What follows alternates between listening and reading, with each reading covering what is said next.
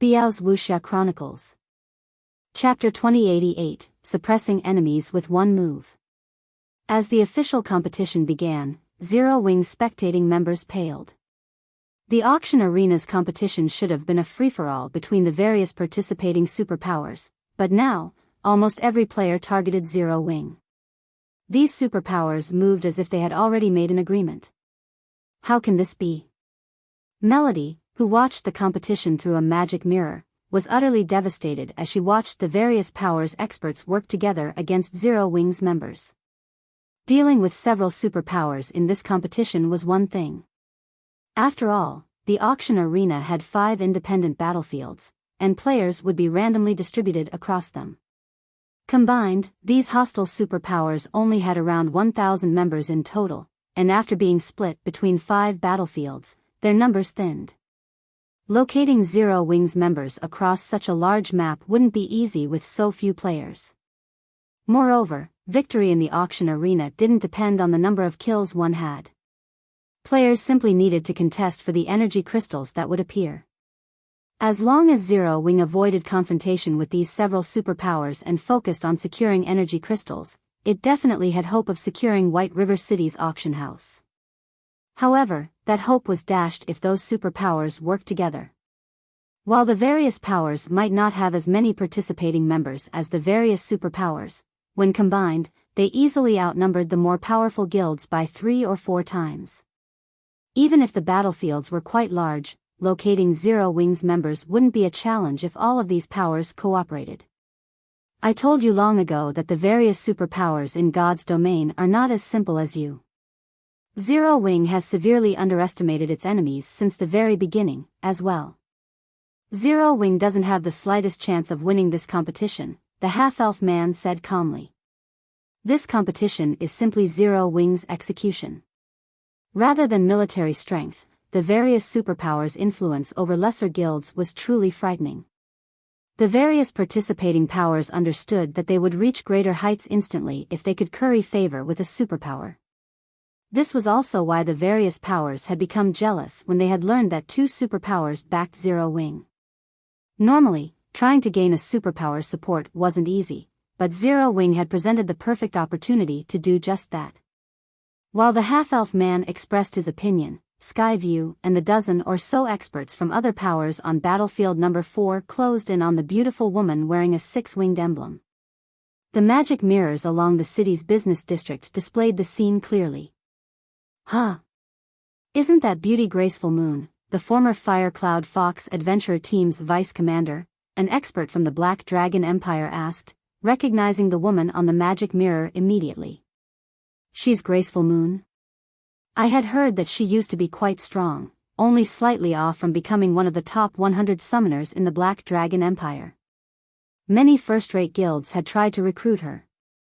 I had never thought that she would join Zero Wing. But she's not very lucky. A group of enemies spotted her right off the bat. She'll likely be the first person to disqualify from the competition, a level 63 male ranger said, sighing as he gazed at Graceful Moon's beauty. She's not just unlucky, she's extremely unlucky. Setting aside Skyview, one of Sin Realm's newly minted 10 great experts, the man and woman beside him are exceptional experts, a level 64 Guardian Knight commented. That glamorous woman is elegant insanity, one of Holy Reincarnation's rising geniuses. I've heard that she's the second-ranked assassin in her guild. If not for her lack of achievements, she would have ranked on the God's Domain experts list long ago. As for that stalwart, silver-armored man, he's Howling Earth, one of the Bloodbath family's top 4 berserkers. He also has the hidden class, Blood Rage Warrior. The lower his HP gets, the greater his combat power becomes. He previously defeated 2 experts from the God's Domain experts list. Those 2 working together would be enough to trouble a peak expert. Include the other powers experts, even a peak expert would have to flee. Everyone around the level 64 Guardian Knight gasped in shock. Even a superpower's peak experts would have to flee if they encountered such a force without support, not to mention Graceful Moon, who hadn't even ranked among the top 100 of her class in the Black Dragon Empire. When the spectating crowd discussed Graceful Moon's opponents, Skyview and his companions surrounded her. Die! Skyview shouted as the surrounding mana surged to him, increasing the intensity of his aura. He felt like a humanoid great lord. He then launched the Tier 2 curse, Violent Flame Spears at Graceful Moon, sending 28 fiery spears toward the woman from multiple directions. Howling Earth also shouted, and his muscles bulged as he leaped up with his giant warhammer raised. He swung his weapon down toward Graceful Moon like a mountain descending on the female summoner. In contrast, Elegant Insanity vanished, waiting patiently for an opportunity to land a fatal blow. The three experts cooperated as if they had fought together for many years. Their attack's timing was perfect, leaving Graceful Moon no room to dodge. As the warhammer and flame spears flew toward the level 65 summoner, Graceful Moon, who had stood motionless, finally made her move. She raised Fallen Language, her epic staff, and summoned a level 70, Great Lord-ranked steel-armed ape. At the same time, 3 level 70 Lord-ranked rock guardians appeared around her. The rock guardians were elemental creatures, so their innate magic resistance was quite high. The 3 rock guardians served as an impenetrable wall, stopping every incoming flame spear. The stead-armed ape stood 3 meters tall and was covered in golden magic circuits, which had been tattooed across its body. With arms thicker than its legs, the steel-armed ape swung at the descending warhammer. Boom! With the sound of an explosion, Howling Earth was thrown back. When he landed, he discovered that both of his arms had numbed. The steel-armed ape's strength definitely surpassed that of ordinary great lords. However, while Howling Earth had flown through the air, a black figure had appeared beside Graceful Moon. This figure was none other than Elegant Insanity. The snow-white dagger in her right hand silently slid toward Graceful Moon's throat like a cunning snake. Since Graceful Moon had just finished casting a spell and her physique as a summoner wasn't formidable, she had no defensive options to protect herself from Elegant Insanity's swift, silent attack. Just as everyone expected to see the assassin's attack land, a gigantic, stone palm appeared above Elegant Insanity's head, descending on the female assassin like a falling mountain. She had no choice but to abandon her attack and evade. However, as Elegant Insanity tried to dodge the Rock Guardian's attack, the remaining 2 Rock Guardians attacked the assassin's blind spots as if they had prepared for this moment. Caught off guard, Elegant Insanity couldn't dodge or block any of the incoming attacks. Damn it! Elegant Insanity frowned. She immediately activated Wind Steps, using the brief moment of invulnerability to survive the attacks. Pung! Pung! With 2 muffled sounds, Elegant Insanity was thrown like a cannonball, only stopping after she crashed into a large tree. Although she didn't take any damage, a trace of fear flashed in her eyes when she looked at Graceful Moon. Against a coordinated attack from 3 powerful experts like herself, Skyview, and Howling Earth, even a peak expert would have to use a life-saving skill or face impending death. However, these 3 were actually at a disadvantage against Graceful Moon. The spectating players outside of the arena gaped in shock as they watched the events unfold. The Black Dragon Empire's experts, who were familiar with the female summoner, were particularly stunned. Was this female summoner the same Graceful Moon they knew? Chapter 2089, Shocking the Whole Arena, So Strong. Zero Wing has hidden such a powerful expert. The first fight in Battlefield Number 4 astonished the crowd outside of the auction house. Seeing as how Graceful Moon smoothly stopped the incoming attacks from 3 experts, all of which ranked among the top in their top-ranked, first-rate guilds, it was clear that her combat standards could definitely rival those of Superpower's peak experts. Within a superpower, every peak expert served as a vital support pillar, and the various first-rate guilds feared them all. A peak expert could single-handedly wipe out a 100-man team of ordinary experts. Smaller guilds had no hope of suppressing a peak expert without constricting their players to operate in teams of several hundred. At the very least, some peak experts who had chosen classes with high survivability could come and go as they pleased. She only recently joined Zero Wing, yet she's already grown so strong. Luafei, who watched from a second-floor spectator room, blinked in surprise as she stared at Graceful Moon incredulously. As the vice commander of FFF, a top adventurer team in the Black Dragon Empire, Luofei had a certain familiarity with the Empire's well-known adventurer teams.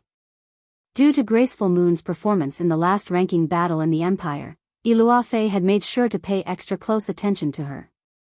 However, Luofei remembered Graceful Moon displaying combat standards that hadn't even rivaled those of first-rate guilds' peak experts, much less refinement realm experts like Skyview, Elegant Insanity, and Howling Earth. Yet, this female summoner suppressed all three refinement realm experts by herself. Graceful Moon's newfound strength shocked Luofei. Moreover, this situation wasn't like Luofei's defeat against Zhao Yueru during the ranking battles. Zhao Yueru had relied on superior basic attributes and spells to win, but as a true Void Realm expert, Luofei recognized that the same couldn't be said for Graceful Moon. Graceful Moon's success was simply a result of her impeccable ability to control her summoned creatures. Not only have her basic attributes risen, but her combat standards have skyrocketed as well. It seems Zero Wing still has some secrets, Yan Tianqing, FFF's commander, commented as he watched Graceful Moon with squinted eyes, a hint of surprise flashing in his gaze. After the FFF adventurer team had secretly joined the Flower of Seven Sins, the adventurer team's upper echelons had gained a lot of detailed information on the various superpowers. Hence, Yan Tianqing understood how frightening they truly were. Their ability to nurture experts, in particular, was truly amazing. Other powers simply couldn't compete. As a peak expert that had risen to fame in the virtual gaming world many years ago and was only a short distance away from reaching the domain realm, Yan Tianqing recognized that Graceful Moon's current combat standards were quite powerful. Only, her strength was atypical. Normally, players tried to gain more control of their own bodies and their familiarity with the world around them to increase their combat standards, but Graceful Moon felt as if she were actively using the world itself to her benefit. While everyone was shocked over her performance, the female summoner in question began to chant another spell. As she did, her staff started to glow with a dazzling, purple light. Tier 2 Curse, Life Link. This curse linked the player with their summoned creatures, sharing their senses. Although the curse lowered the player's basic attributes by 50%, it increased the linked summoned creature's basic attributes by 20% of the player's normal attributes. Suddenly, golden magic circuits flashed on the steel-armed ape and rock guardians as their auras became even more intense. Before anyone could react, the four summoned creatures exploded into action and charged at Graceful Moon's enemies. Two of the Lord-ranked rock guardians effortlessly dispersed the dozen or so attacking experts. The third rock guardian remained by its summoner's side, repelling all incoming attacks. Meanwhile, the steel-armed ape charged toward Howling Earth, pummeling the hammer-wielding Blood Rage warrior. After the steel-armed ape's first hit landed, Howling Earth's arms were numb, and the ground beneath him had cracked. The second hit numbed the Blood Rage warrior's entire body, substantially decreasing his reaction speed. Howling Earth had no power to respond to the steel-armed ape's third attack, taking the strike with his shoulders and sinking into the ground past his knees. With the fourth hit, the summoned creature hammered Howling Earth completely into the ground. On the fifth hit, Howling Earth died, becoming the first disqualified player from Battlefield number 4. Skyview and his comrades were dumbfounded. Their group's healers didn't even have time to finish casting their spells before the steel-armed ape killed Howling Earth. The summoned creature's strength was simply horrific. As one of Bloodbath family's top-ranked berserkers, Howling Earth had unbound his weapons and equipment to level 60 Dark Gold rank before entering the battlefield. Only, he hadn't unbound his epic weapon completely.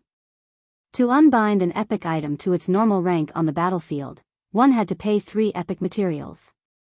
On the other hand, restoring all of one's weapons and equipment to Dark Gold rank only cost 5 epic materials. Meanwhile, a full set of level 60 Dark Gold equipment was more than enough to grant Howling Earth the strength of a High Lord of the same level. Even without a healer, he should be able to contend with a Great Lord of the same level for quite some time.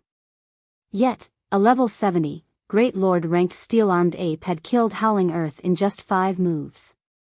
Moreover, the steel-armed ape hadn't used any techniques or skills. It had relied on brute force to kill its enemy. Damn it. How many epic items does she have on her? Elegant Insanity stared at the female summoner in astonishment. At first, the steel-armed ape had only displayed enough strength to make Howling Earth stumble, but after receiving 20% of Graceful Moon's basic attributes, its strength had increased so drastically. Since the steel-armed ape hadn't used any skills thus far, Graceful Moon's basic attributes must be so incredibly high that a mere 20% was enough to give a level 70 steel-armed ape the strength of a level 65 Grand Lord. Before its enemies recovered from their shock, the steel-armed ape charged toward the nearby group. With the exception of Sky View and Elegant Insanity, the summoned creature killed every expert with 2 hits. However, the 2 peak experts didn't fare much better. Sky View died after 4 punches, and Elegant Insanity only survived until the 7th. In less than 30 seconds, the various major powers experts, who had tried to gang up on Graceful Moon, fell under the female summoner's retaliation. None of them had been able to fight back. This outcome stunned the watching crowd, but they also considered it reasonable. Players weren't allowed to use berserk skills in the arena, and without those skills, how were they supposed to fight a Grand Lord under another player's control? Zero Wing is insane.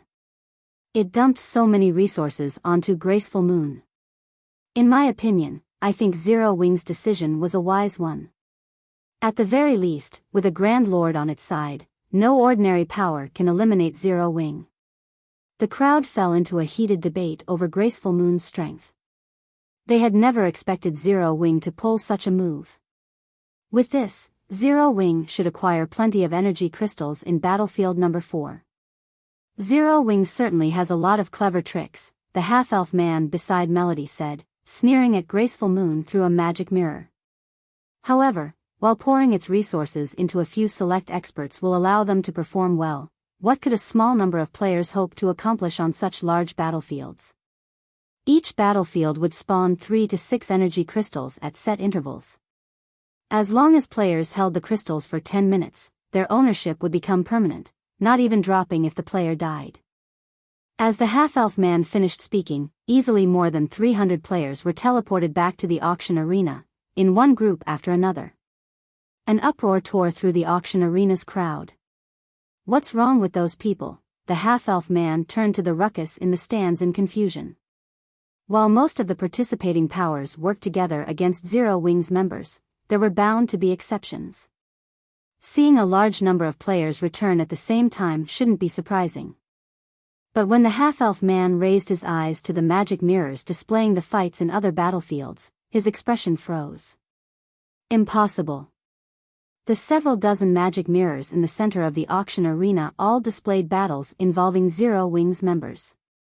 Some of these Zero Wing players fought 2 or 3 opponents at the same time, while others faced more than 10. Every one of Zero Wing's members displayed combat standards that could rival Refinement Realm experts. Moreover, they all showed off their extraordinarily high basic attributes. The expert players that had returned from the battlefields were Zero Wing's victims. Chapter 2090, Ant Blood, Dust, and smoke filled the gigantic magic mirror screens as they hovered above the arena. Corpses, what remained of the various major powers experts, littered the battlefield, while Zero Wing's members remained standing. However, despite their success, Zero Wing's members seemed incredibly calm as if they had only slain mobs along the roadside. This scene shocked the upper echelons and expert players from the several hundred spectating major powers. Zero Wing's members had killed over 300 of the various major powers' top experts without breaking a sweat, and contrary to expectations, the responsible party didn't just include a dozen or so players. Rather, several dozen players were responsible for this slaughter. This is interesting. Mu Cheng, who was assigned to Battlefield No. could not help but smile at the magic mirror above the battlefield. Even he had assumed that Zero Wing was doomed to part with White River City's auction house. He had never imagined that Zero Wing had such a sturdy foundation. On an ordinary battlefield, having a small number of powerful players that could defeat multiple players at once would be wonderful, but this was the auction arena. Players' goal here was to obtain energy crystals, so it was best to have as many capable experts as possible. At most, the various major powers would admire Zero Wing's battle strategy after watching Graceful Moon kill over a dozen experts by herself. It had merely been a clever trick to these guilds, proving nothing. However, now that several dozen Zero Wing members had performed similarly, the various major powers were beginning to feel afraid. The fact that Zero Wing could dispatch several dozen extremely powerful experts was proof of the guild's solid foundations.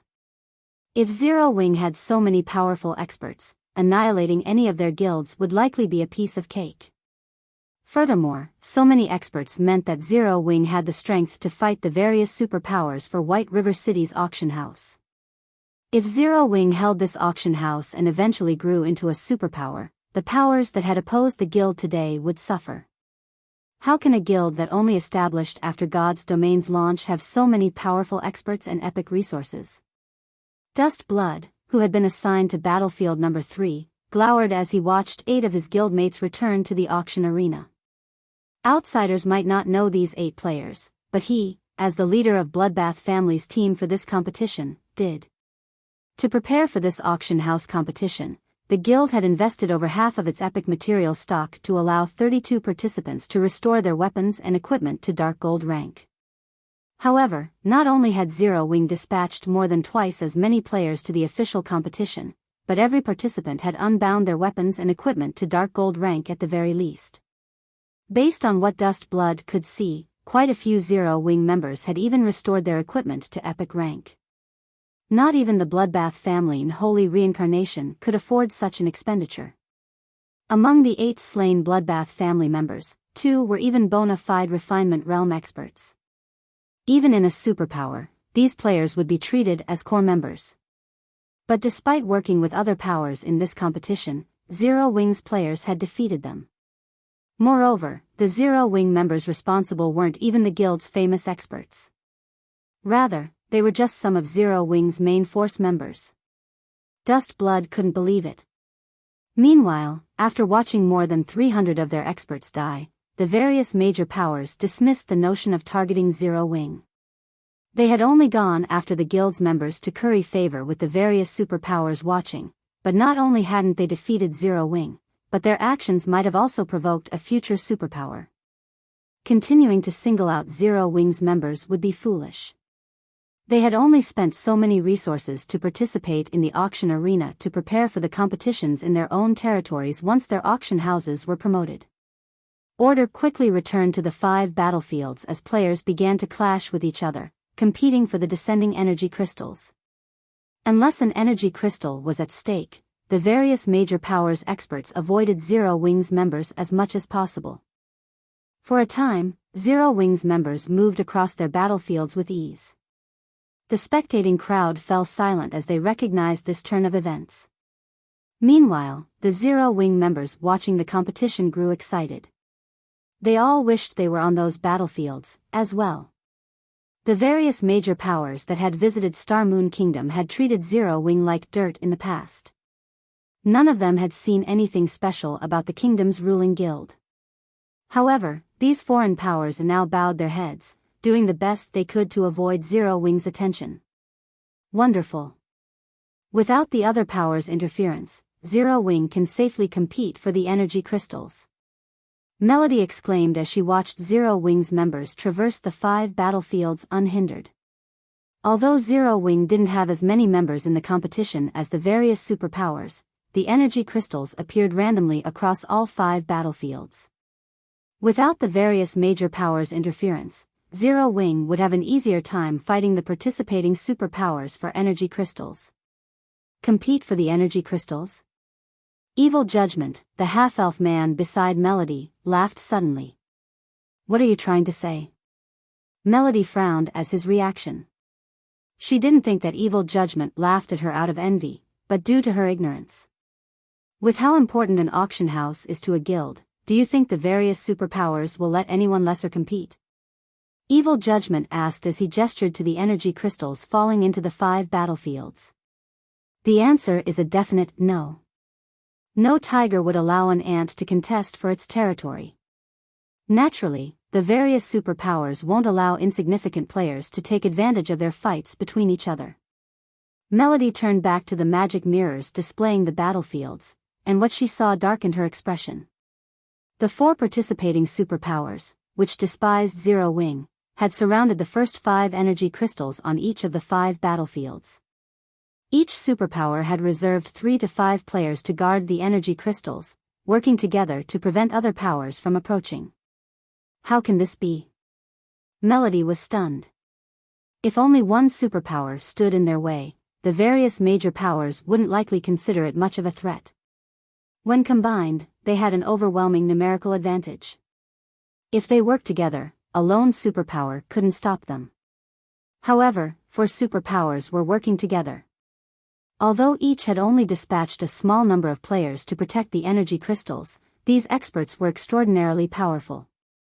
Even working together, the various major powers had little hope of breaking past that blockade. The various major powers only outnumbered the 4 superpowers by 3 or 4 times. Such a small advantage wasn't enough to defeat the 4 cooperating superpowers. Moreover, if they annoyed these superpowers, they might set aside their competition and focus on the interfering players. If the 4 superpowers got serious, they could end these major powers. Knowing that such an outcome was possible, the various major powers wouldn't dare attack the superpowers. However, if the major powers did not act, Zero Wing wouldn't have any opportunities to take advantage of. I want to see just how you intend to hold White River City now, Zero Wing. Skyview roared with laughter when he saw the 4 superpowers cooperate. With them working together, one of these superpowers was guaranteed to win this auction arena competition. The other powers could only watch from the sidelines or declare themselves these superpowers' enemy. But who would dare attracted for superpowers' wrath? Yet, when everyone thought that no one would dare attack these 4 superpowers' blockade, several figures on battlefield number 1 dashed past the various major powers' players and straight toward one of the energy crystals. So fast. Who are those people? Have they lost their minds? I thought I saw them wearing a 6-winged emblem. A 6-winged emblem? Isn't that Zero Wing's emblem? Chapter 2091, What If I Refuse? The crowd, the various major powers experts had formed some distance away from the energy crystal, shuddered when they realized that the 5 new arrivals were from Zero Wing. The players watching from outside of the arena gaped in shock. Unlike the experts on the battlefield, they had a clear view of Zero Wing's 5 members rapidly approaching the fallen energy crystal. Isn't that Black Flame? That can't be, can it?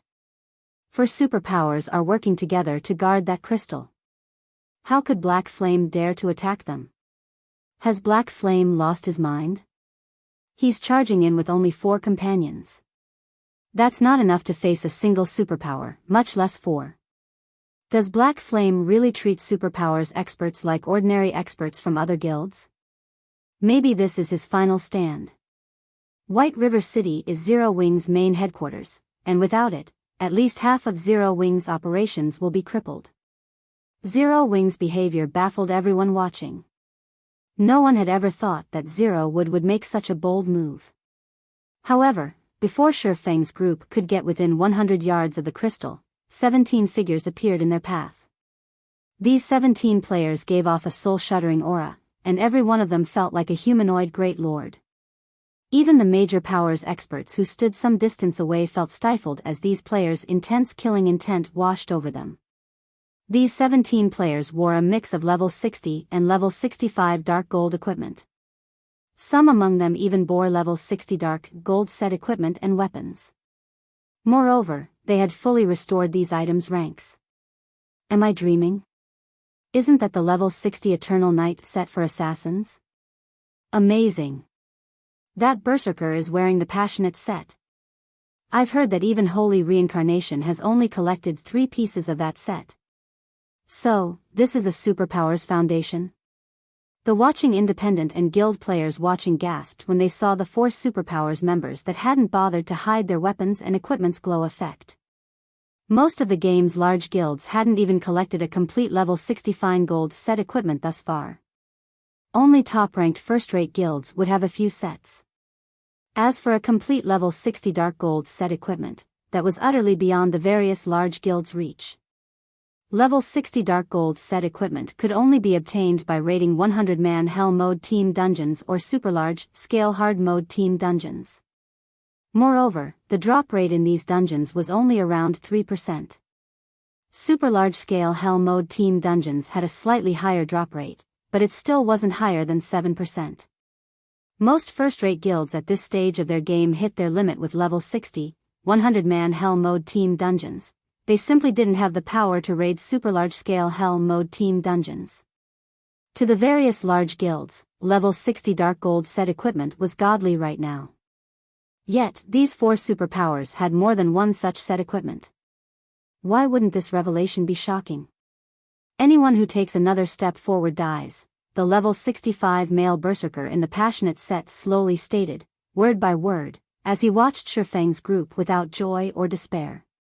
This berserker sounded like an emotionless robot.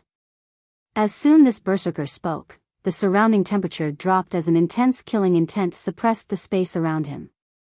It felt as if the gates to hell had just opened, and if any of these players took another step, they'd descend into hell itself. The distant experts shuddered as they felt the abrupt change. Is he really human? His killing intent is so powerful. Melody's expression darkened as she stared at the imposing berserker. Unlike the spectating players in the stands or outside of the auction house, those in spectator rooms could alter their room's environment to match that of the battlefields, allowing them to experience the battlefields to a certain extent. Melody had encountered plenty of experts in the fairy country, including quite a few that made her feel utterly powerless. However, none of these experts exuded as much killing intent as that berserker. Human? You can't consider him human anymore, Evil Judgment answered from beside Melody, shaking his head. Chuckling, he continued, I had never imagined that Starlink would successfully recruit that cold-blooded monster. With him, Zero Wing doesn't have a snowball's chance in hell of securing the energy crystal. Is he really that strong? Black Flame earned his title as the Sword King from the secret pavilion, Melody countered. Sword King? Evil Judgment laughed. Only first-rate and weaker guilds give that title any importance. The secret pavilion has recorded a lot of experts on the God's Domain experts list, but there are many more players that have slipped through the cracks. That cold-blooded monster is one of them. He's called Tengu, the Warring Ghost. Although Tengu hasn't reached the Domain realm yet, his brain doesn't work like everyone else's. You could say that his brain is particularly well developed, granting him a similar sixth sense to wild beasts. He can easily predict his opponent's movements. There's also his beast-like combat method to contend with. He is no weaker than Domain realm monsters. He's already killed more than 10,000 experts in God's Domain, including many peak experts from superpowers. However, due to his strange and violent nature, none of the superpowers have tried to recruit him. He's killed more than 10,000 experts. Melody was slightly stunned. She had only defeated several hundred experts since joining God's Domain. Even so, those fights had earned her plenty of combat experience, but the Warring Ghost had slain more than 10,000, and many of them had been superpowers peak experts. He was truly a monster. To make matters worse, this monster wore the Passionate set, one of the best sets available in the game right now.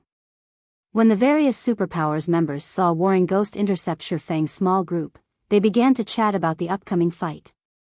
Brother Mu, it seems Zero Wing has no hope of success in Battlefield number 1, Blind Man commented as he glanced at Mu Cheng, who stood a short distance away. He had heard much about the Warring Ghost, Tengu. If that man continued to grow stronger, he would undoubtedly reach the 4 Shadow Demons level. Although Black Flame was quite strong as well, the swordsman's strength should, at most, rival Tengu's. However, there were 4 other Zero Wing members present, while Tengu had a total of 17 allies. Zero Wing had no chance of reaching the energy crystal, much less claiming it. Starlink has truly invested a lot of its resources in this competition. Mu Cheng shook his head and sighed when he saw these players. Even Mu Cheng would struggle in a fight with Tengu. The weakest piece Tengu wore was level 65 Dark Gold rank, and he carried 2 pieces of epic equipment and an epic weapon. The Berserker's equipment was likely some of the very best God's domain had to offer right now. Zero Wing's Black Flame, a beautiful woman in dark purple robes and wearing King's Return's guild emblem, muttered as she observed Shifeng. Smiling, she continued, although it is impressive that you've ranked so highly on the God's domain experts list, this isn't a realm Zero Wing can reach. It'd be best if you left. Even if Nature Hall or Unyielding Soul step in to help you, Tengu will act without hesitation. The major powers experts watching from nearby nodded in agreement with this woman's warning. Although Zero Wing had surprised everyone with its strength, proving that it was even more powerful than a top-ranked first-rate guild, it couldn't compare to a superpower. If Zero Wing hadn't had Nature Hall and Unyielding Soul's support, the 4 allied superpowers would have likely attacked by now. You Zero Wing players should know what's good for you. Do you think you could have survived this long if we had moved against you early in this competition? A level 65 ranger from Starlink said, sneering at Shifeng. What if I refuse? Shifeng asked with a calm smile. He then took a step forward. Chapter 2092, Slain in One Hit. As Shifeng stepped forward and his calm voice reached the players around him, the experts watching from a distance and the spectating crowd stared with dropped jaws. Even Starlink's sneering ranger froze in shock as Shifeng incredulously approached. Is Black Flame tired of living? The 4 superpowers have only avoided Zero Wing thus far out of respect for Nature Hall and Unyielding Soul. Why would he dare take the initiative to attack them? Has he just given up? None of the major powers experts or upper echelons could understand why Shifeng was being so stubborn. The auction arena had just begun, so there would be plenty of opportunities to secure energy crystals later. Even if the 4 superpowers wanted to monopolize the crystals, they didn't have the manpower to cover every corner of the 5 battlefields. Furthermore, Zero Wing's strength was only second to the 4 superpowers in this auction arena. It definitely had a chance of claiming the energy crystals that the 4 superpowers couldn't secure. Zero Wing didn't actually need to fight these superpowers. While the crowd chatted about the situation among themselves, the purple-clad woman's expression darkened. Black Flame. Do you really think that we are too afraid to attack just because you have Nature Hall and Unyielding Soul support? The woman from King's Return demanded frostily. With her wrath, the surrounding space froze. Her aura was no less intense than Tengu's. The ambient mana rampaged in tandem with the woman's anger. The players within this violent mana storm began to lose their temper as well. The various major powers experts gasped as they felt the sudden change. Even Melody, who experienced the altered environment from her spectator room, paled. How is she so powerful? A simple mood change has affected the surrounding mana so drastically. Melody watched the purple-clad beauty with a grim expression. As a half-elf, she had a very high affinity with elemental mana. Even so, she couldn't easily trigger mana without casting a spell, yet this purple-clad woman could. While this feat might not seem impressive, Melody recognized how frightening it truly was and what it represented as a magical class expert. When casting a spell, a player uses incantations and runes to trigger the ambient mana and gather it to a single point. Only then could a caster use the gathered mana to form the necessary magic arrays. If one could command the mana around them without incantations or runes, they could cast a spell in a fraction of the normally required time. In God's domain, magical class players' glaring weaknesses were their casting times and mana capacity. If a magical class player could reduce their casting time, they could substantially increase their combat power, especially against other players. This was especially true when it came to combat against players. This is only natural. She is, after all, King's Return's favored prodigy, Wilting Netherworld. She has also earned the nickname Lightning Witch. Purely comparing battle records, she's even more impressive than the Warring Ghost. If not for King's Return hadn't come to an agreement with the Secret Pavilion, Wilting Netherworld would have long since ranked among the top 50 players on the God's Domain experts list, Evil Judgment said as he watched the purple-clad woman in fascination. Now that Black Flame has angered Wilting Netherworld, she and Tengu are more than enough to disqualify every Zero-Wing member on Battlefield Number 1. Very few people knew of Wilting Netherworld's battle records. Most likely, only the various superpowers knew about her. Furthermore, Wilting Netherworld's activities were usually only related to the various superpowers. First-rate guilds experts had no chance of encountering her. Evil Judgment had witnessed Wilting Netherworld's fearsome power personally. A total of 8 superpowers had gathered to contest for a mysterious legacy. Setting Sun had been one of them. To win the mysterious legacy, the various superpowers had dispatched quite a few old monsters, but during the battle, an unknown woman had pinned down one of Setting Sun's old monsters by herself, which had ultimately enabled King's return to claim the legacy. Superpowers' old monsters had risen to fame at least a decade ago, with some maintaining their fame for several decades. They were all experts with rich combat experience, and their combat standards far exceeded human limits. However, Wilting Netherworld, a girl even younger than Evil Judgment, had successfully pinned one of these old monsters down without any help. Moreover, she had stopped Evil Judgment, who had fought alongside his guild's old monsters for some time. While doing so, her strength was absurd. Evil Judgment was sure that she would have killed him in 3 or 4 attacks if that old monster from his guild hadn't demanded most of Wilting Netherworld's attention during that fight. Meanwhile, the 4 superpowers experts around the energy crystal turned to watch Sherfong. Everyone knew of Black Flame's reputation for being stubborn. Otherwise, the man wouldn't have provoked so many superpowers. But they had never thought that he'd dare to show such arrogance before 4 cooperating superpowers. Brother Mu, Vice Guild Leader Thunder, you cannot blame us for our lack of respect toward you. This kid simply doesn't know what's good for him. If we don't teach him a lesson, I'm afraid that he'll cause even more trouble for your 2 guilds in the future, Blind Man said as he turned to Mu Cheng in Deep Thunder. Ha! Do whatever you want. Mu Cheng watched Sherfong with disappointment, thinking the boy was too stubborn and beyond salvation. Only he and Deep Thunder were in this location, but against the combined might of 4 superpowers, they wouldn't accomplish anything even if they had their guild's main force members. None of the 4 superpowers were any weaker than Unyielding Soul or Nature Hall. Hence, neither he nor Deep Thunder had the strength to break these 4 superpowers' rules. Wait! Deep Thunder shouted suddenly. This is Zero Wing's home turf.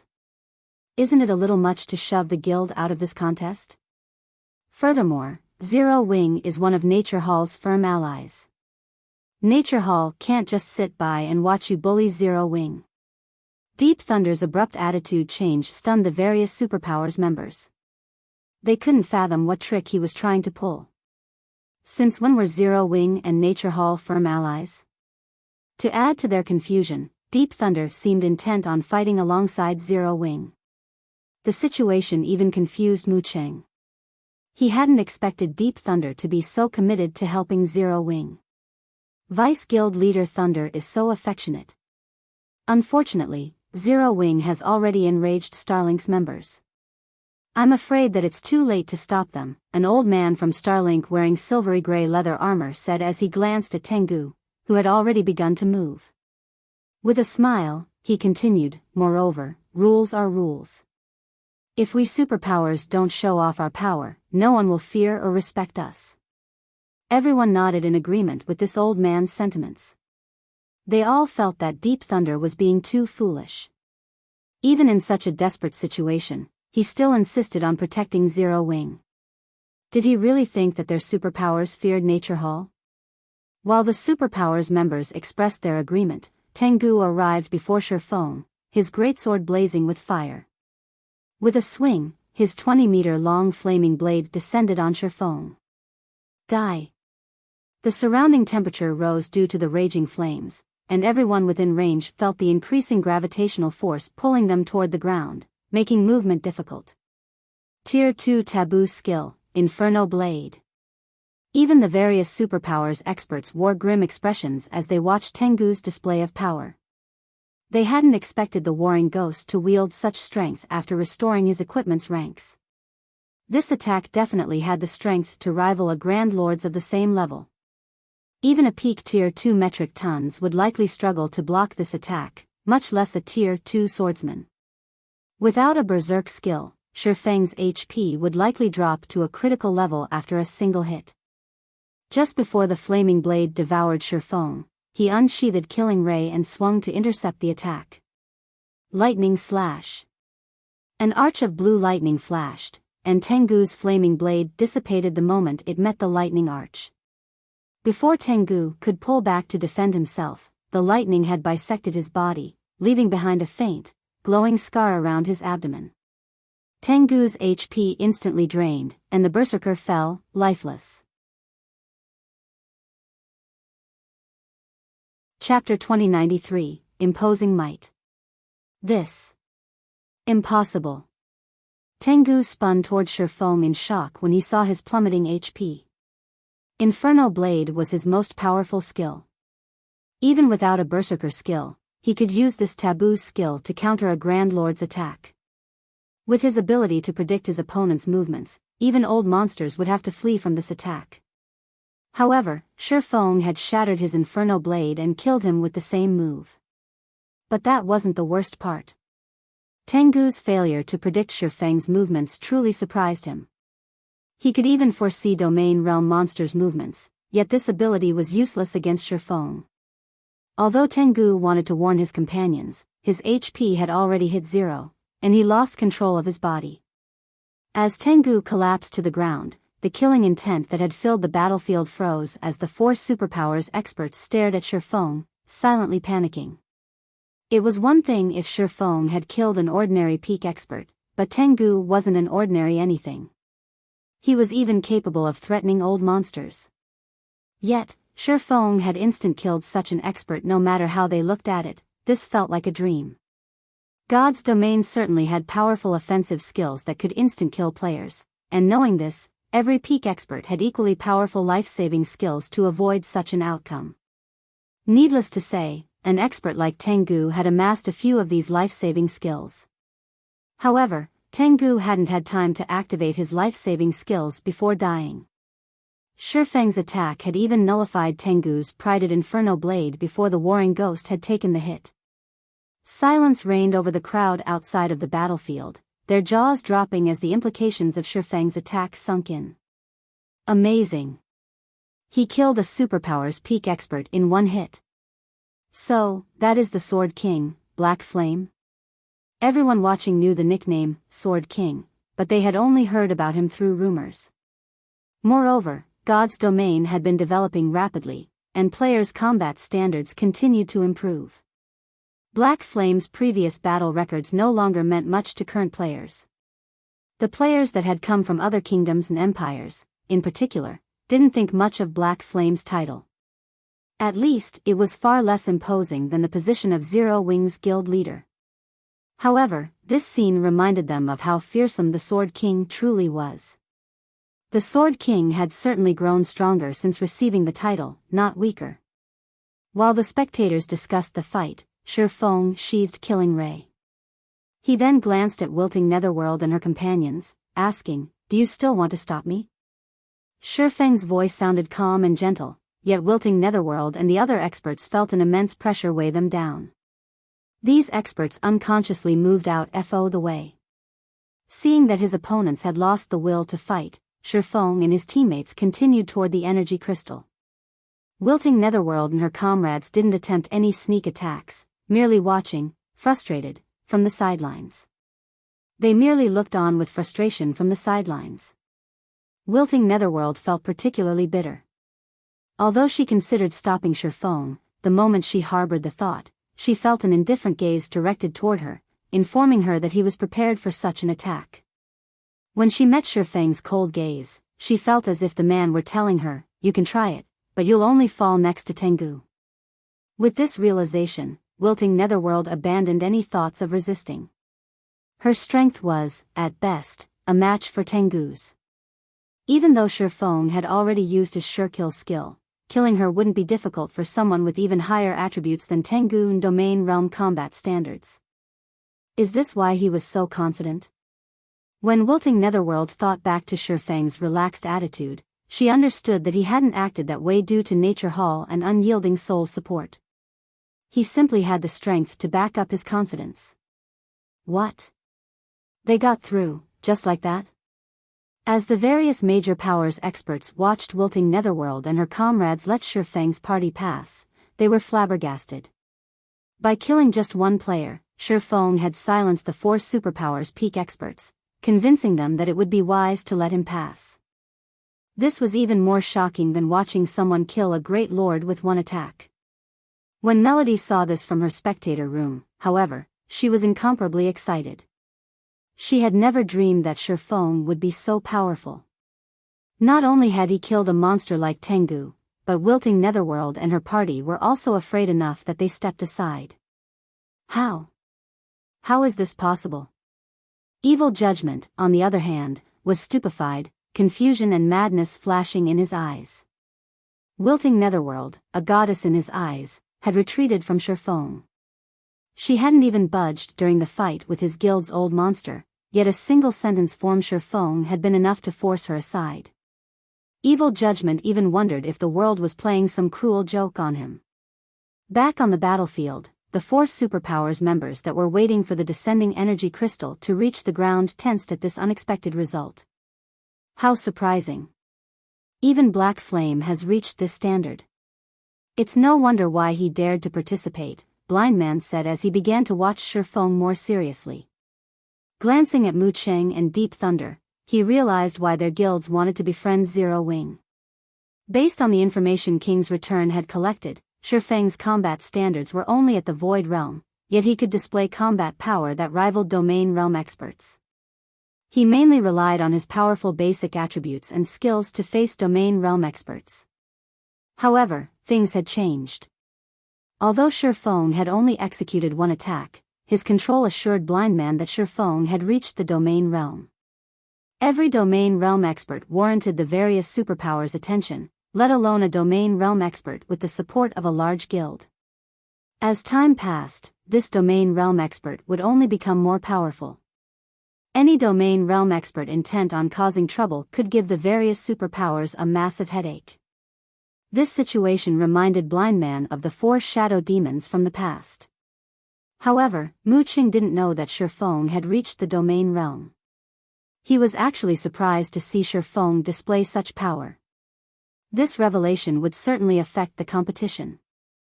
Meanwhile, Jing Yang, one of Blackwater's upper echelons, currently wore a dark expression. Brother Jing, Zero Wing is stronger than we expected. We'll likely find it difficult to execute our original plan, Snow Scar whispered to Jing Yang. A Domain Realm expert wasn't an easy opponent. At the very least, it meant that Zero Wing qualified to compete for the energy crystals in Battlefield No. 1.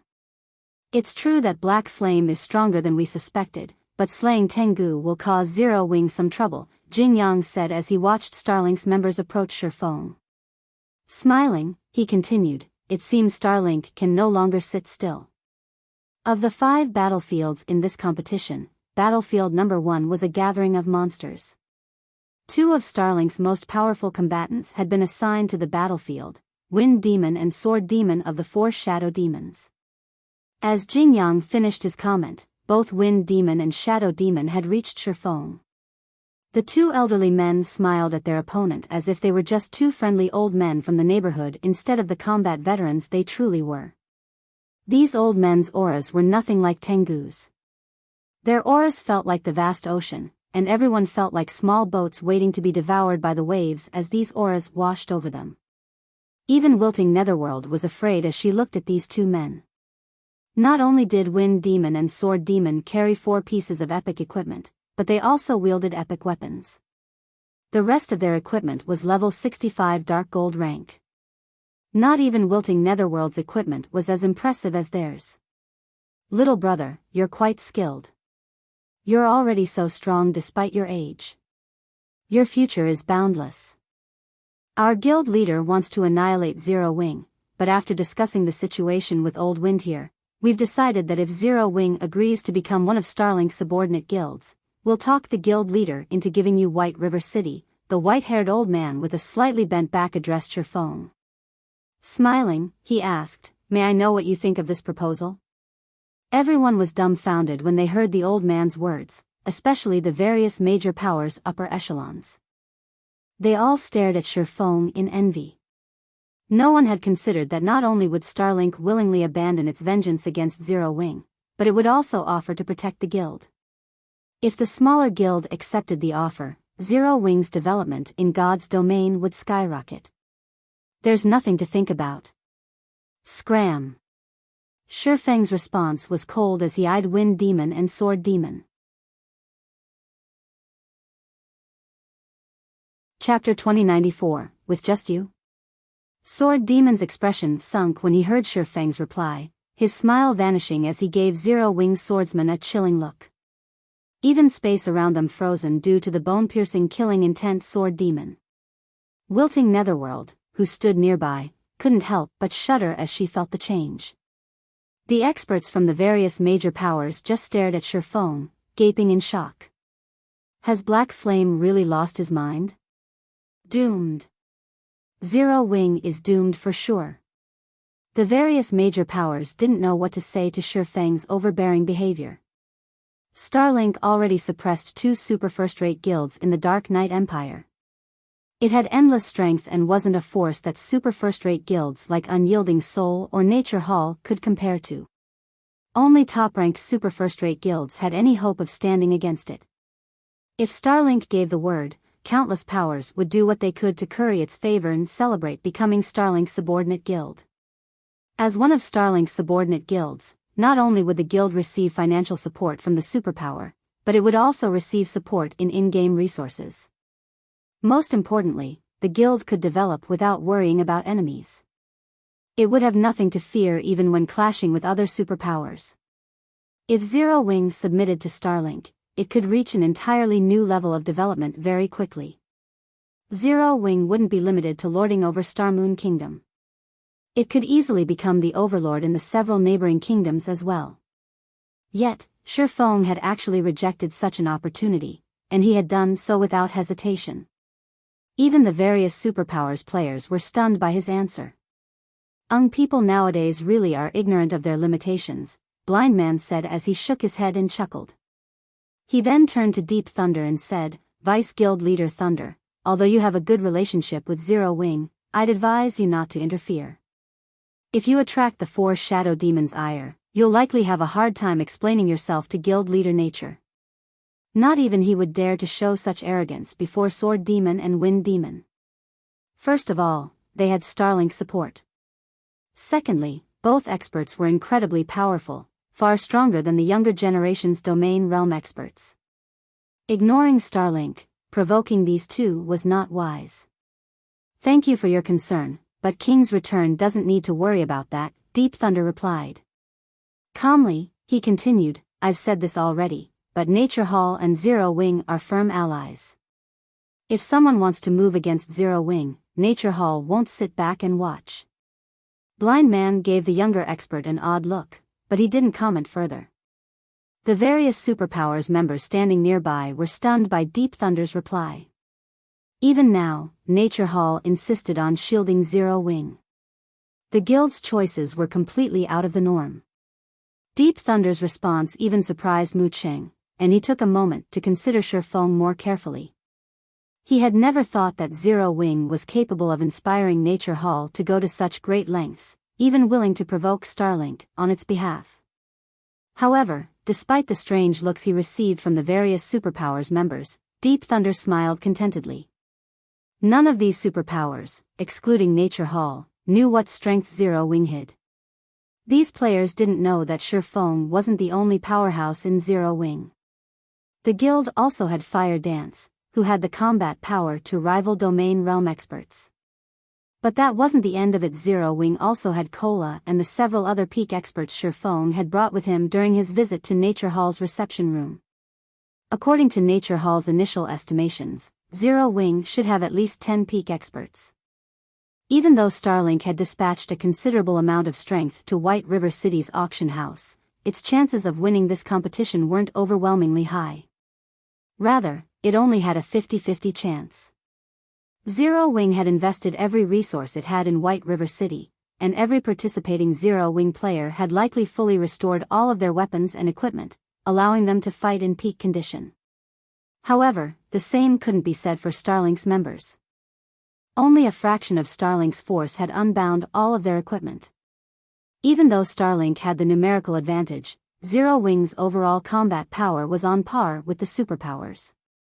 Rather than side with the 4 superpowers and standing to gain insignificant benefits, gambling on Zero-Wing and potentially winning the lottery was a wiser move for Nature Hall.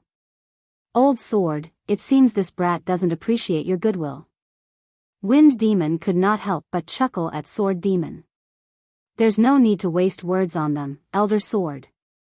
Let's just follow the guild leader's orders and eliminate them, a middle-aged man wielding an ancient crystal bow said as he glared at Shifeng. Sword Demon was the strongest of the 4 shadow demons in melee combat. Even Lu Xinglua, Starlink's guild leader, had to treat him with respect. Sword Demon also had a great appreciation for talented individuals, especially those that used the sword. Of course, the main reason for his appreciation was his desire for strong opponents in the future. To grow stronger, one needed to face stronger combatants, after all. This was also why Sword Demon had suggested recruiting Zero-Wing. Otherwise, Sword Demon would have killed Shifeng after watching the swordsman kill Tengu. Little brat, it seems that you think you can ignore us old fellows now that you've reached the domain realm. Unfortunately, you are still naive. Since you aren't backed by a superpower, you've failed to understand that reaching the domain realm is only the first step toward the apex, Sword Demon said as he heaved a deep sigh. His gaze then sharpened as he said, I will teach you that even among domain realm experts, there can be a massive difference in strength. Sword Demon's aura abruptly shifted, releasing a tremendous amount of pressure to bear down on Shifeng. Although Sword Demon's aura targeted Shifeng, wilting Netherworld couldn't help but tremble, struggling to breathe, even though she stood some distance behind Shifeng. How is he so strong? Fire Dance, Alluring Summer, Flying Shadow, and Shadow Sword prepared for battle from behind Shifeng. They had never expected this player's aura to be so strong. Before anyone could react, Sword Demon's Crimson Greatsword transformed into a rotating sword light. He then vanished, reappearing before Shifeng in an instant. Like nimble snakes, 12 crimson sword lights spread out and converged on Shifeng, altering their attack trajectories and becoming nearly impossible to predict. Moreover, the attacks were so fast that the naked eye couldn't keep up. Tier 2 skill, 12 heavenly rotations. Sure enough, he's reached this level after so long. Blind Man's expression tensed when he saw the 12 sword lights. Wilting Netherworld, on the other hand, was utterly dumbfounded. Despite her keen perception, she couldn't follow the 12 sword lights' speed and transformations. It looked as if 12 different people commanded the sword lights, like each attack had a will of its own. The 12 sword lights didn't even interfere with each other's trajectories. Although each attack only carried a Great Lord's strength of the same level, she doubted that she'd be able to dodge or block this assault. An ordinary skill like 12 heavenly rotations had gained a life of its own in Sword Demon's hands. His combat standards were unlike anything she had seen from the domain realm experts she had fought before. Alone? I'm afraid you're not qualified. With a snort, Shifeng unsheathed Killing Ray and Twilight Blade, greeting the 12 sword lights in battle. Swords Transmigration. Chapter 2095, So confident with so many fighters? As the 12 crimson sword lights were about to bite into Shifeng, Killing Ray and Twilight Blade cut 6 of them down. The counterattack forcibly altered these sword lights' trajectories, and rather than threatening Shifeng's life, they became shields that protected him as they clashed with the remaining 6 sword lights. Dang! Dang! Dang! As the 12 sword lights collided, they disintegrated into particles of light. Meanwhile, Shifeng remained unharmed. He blocked all of those attacks? Wilting Netherworld stared at the fading light particles with wide eyes. Sword Demon's use of this skill had reached the peak of God's domain. She was sure that even King's Return's old monsters would be forced to use a life-saving skill or powerful offensive skill to nullify the attack, yet Shifeng had done so with a few simple slashes.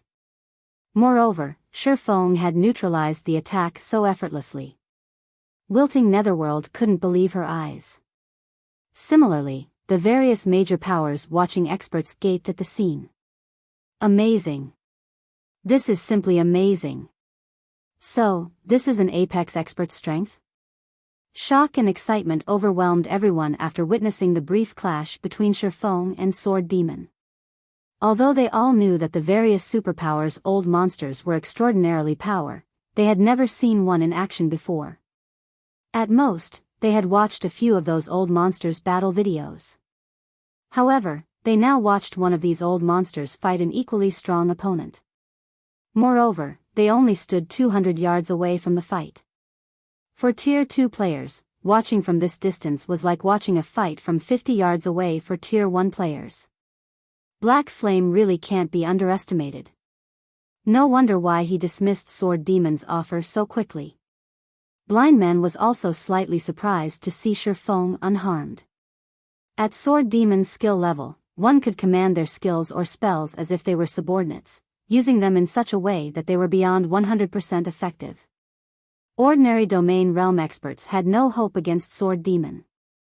After all, experts that had just reached the domain realm could only use their skills and spells at 100% efficiency. There was a qualitative difference between the two. While everyone discussed Sword Demon and Shifeng's initial exchange, Shifeng moved, appearing before Sword Demon instantly. Killing Ray and Twilight Blade then transformed into countless sword lights as they assaulted the older man. Sword's Orbit. Before Shifeng had reached the domain realm, he had mainly used Sword's Orbit for defense since using the technique offensively had dealt so little damage. He had only been able to execute 6 simultaneous attacks with the technique, but after reaching the domain realm, he could perform Sword's Orbit perfectly. Not only was the technique powerful when used offensively, but it was also quite strong offensively. Sword Demon's expression darkened as the sword lights flew toward him. He couldn't actually perceive the attack trajectories, and he felt as if the entire world pressed down on him. He could also sense that each sword light had enough power to slice apart space itself. Shifeng's attacks were even stronger than a great lord's of the same level. In the blink of an eye, overall 4 sword lights sliced at him from different directions. Break! Sword Demon shouted, and the flames along his greatsword transformed into a streak of light as they countered more than half of the incoming attacks. He then left behind multiple afterimages as he dodged the remaining attacks. He elusively thrust his greatsword at Shifeng, his attack carrying as much strength as a Grand Lord of the same level. However, Shifeng's Sword Orbit was normally a defensive combat technique. Although Sword Demon's attacks were stronger this time and stronger than Shifeng's, the galaxy of stars that surrounded the younger swordsman deflected every strike. None of Sword Demon's attacks touched Shifeng. For a time, Sword Demon and Shifeng continued to trade attacks, their HPs falling bit by bit. Neither swordsman was able to secure an advantage over the other. Very few of the watching experts nearby could keep up with Sword Demon's elusive attacks and movement techniques. When these experts tried to put themselves in Shifeng's position, they realized that Sword Demon would easily slaughter them. As for Shifeng's combat technique, he was so fast that they couldn't register his movements. They had only realized that he had swung his sword after the fact. When they imagined being on the receiving end of his attacks, they recognized that they wouldn't block a single swing and would be slaughtered helplessly. Amazing! Melody could not believe her eyes as she watched the exchange between Shifeng and Sword Demon, excitement welling within her heart. Even the various superpowers feared Sword Demon, and he currently carried 6 epic weapons and equipment pieces.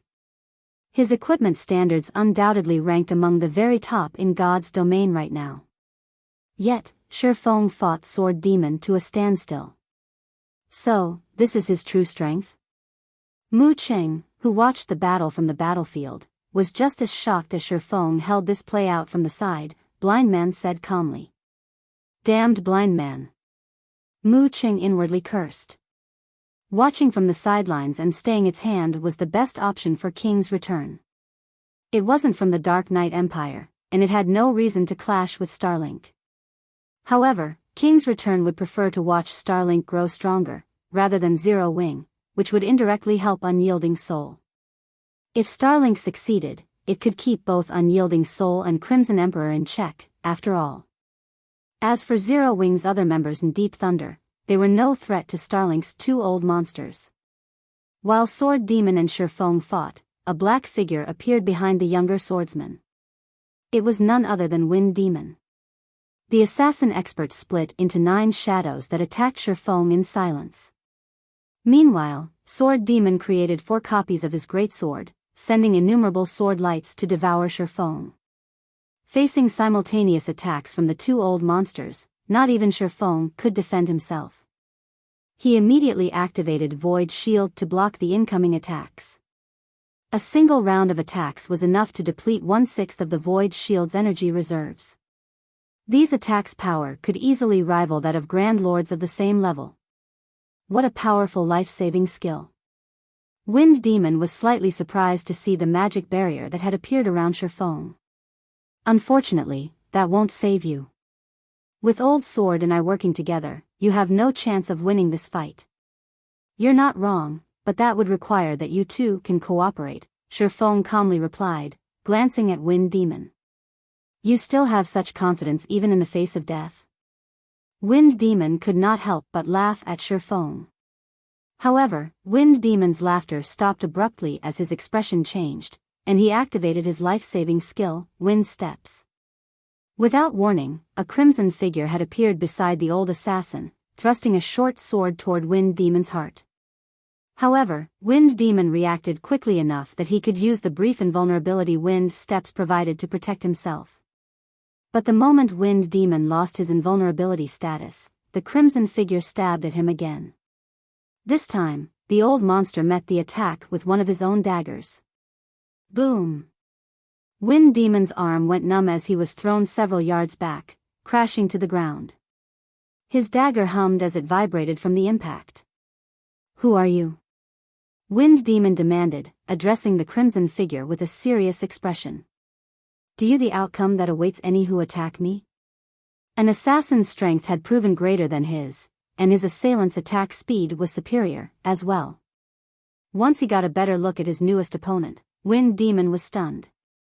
What the? Wind Demon wasn't the only player surprised to see this crimson figure. Everyone on the battlefield was stupefied. This crimson figure, which had surprised a superpower's old monster, was none other than Zero Wing's Fire Dance. Everyone on the battlefield erupted in an uproar. Nobody had expected Zero Wing to reveal another such trump card. This turn of events even surprised Mu Cheng. Black Flame. I hadn't thought that your guild had hidden such an expert. However, do you think that you can defeat Starlink just because you have someone to pin down Old Wind? Sword Demon asked as he glanced at Fire Dance. Suddenly, 12 Starlink members moved to surround Shifeng. Although Fire Dance's combat power was unexpected, Zero Wing's party was still outnumbered. Moreover, 4 of Starlink's 12 members were peak experts. Do you think you're powerful just because you have more people? Shifeng countered, eyeing Starlink's players around him. He then activated Twilight's Shadow and Twilight of the Gods. Suddenly, 8 copies of Shifeng joined the battlefield, every one of these doppelgangers radiating an intensely frightening aura that was no weaker than Shifeng's. Alright, let the second round begin. Chapter 2096, Vicious Black Flame. The confident Starlink's members had displayed vanished as Shifeng's 8 doppelgangers joined the fray. At the same time, fear surfaced in their eyes as Starlink's members looked at Shifeng's doppelgangers. The nearby spectators' eyes nearly fell from their sockets when they saw this. Crap. Is this real? Cheating. He is definitely cheating. Many experts watching from a distance couldn't help but shout in indignation. The Zero Wing members watching from outside of the battlefield, however, began to cheer. All hail the guild leader. Zero Wing for the win. No one had held a favorable view of Zero Wing when this competition had begun. Some had even been certain that Zero Wing would perish after this, and everyone had mocked the guild. Now, however, would anyone dare question Zero Wing's superiority? A special doppelganger skill? Sword Demon's expression twisted as he observed Shifeng's doppelgangers. He had already struggled against Shifeng alone. After all, the younger swordsman's basic attributes were higher than his. If not for the significant strength and speed boost his special weapon provided, Shifeng would have already defeated him.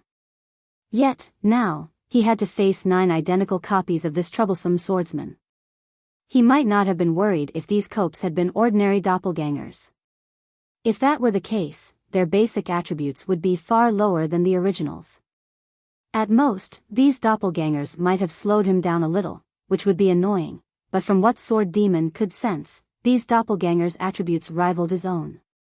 Sword Demon felt an intense pressure from each clone, which meant that Shifeng had just gained 8 more monster-level experts.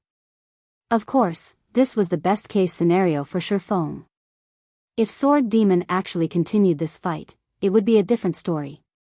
After all, everyone's attention span was limited. Even if Shifeng were a domain realm expert, he couldn't perfectly control all 8 doppelgangers and fight. Controlling a doppelganger was far more complex than controlling one's body. Controlling a single doppelganger perfectly was the limit for a domain realm expert.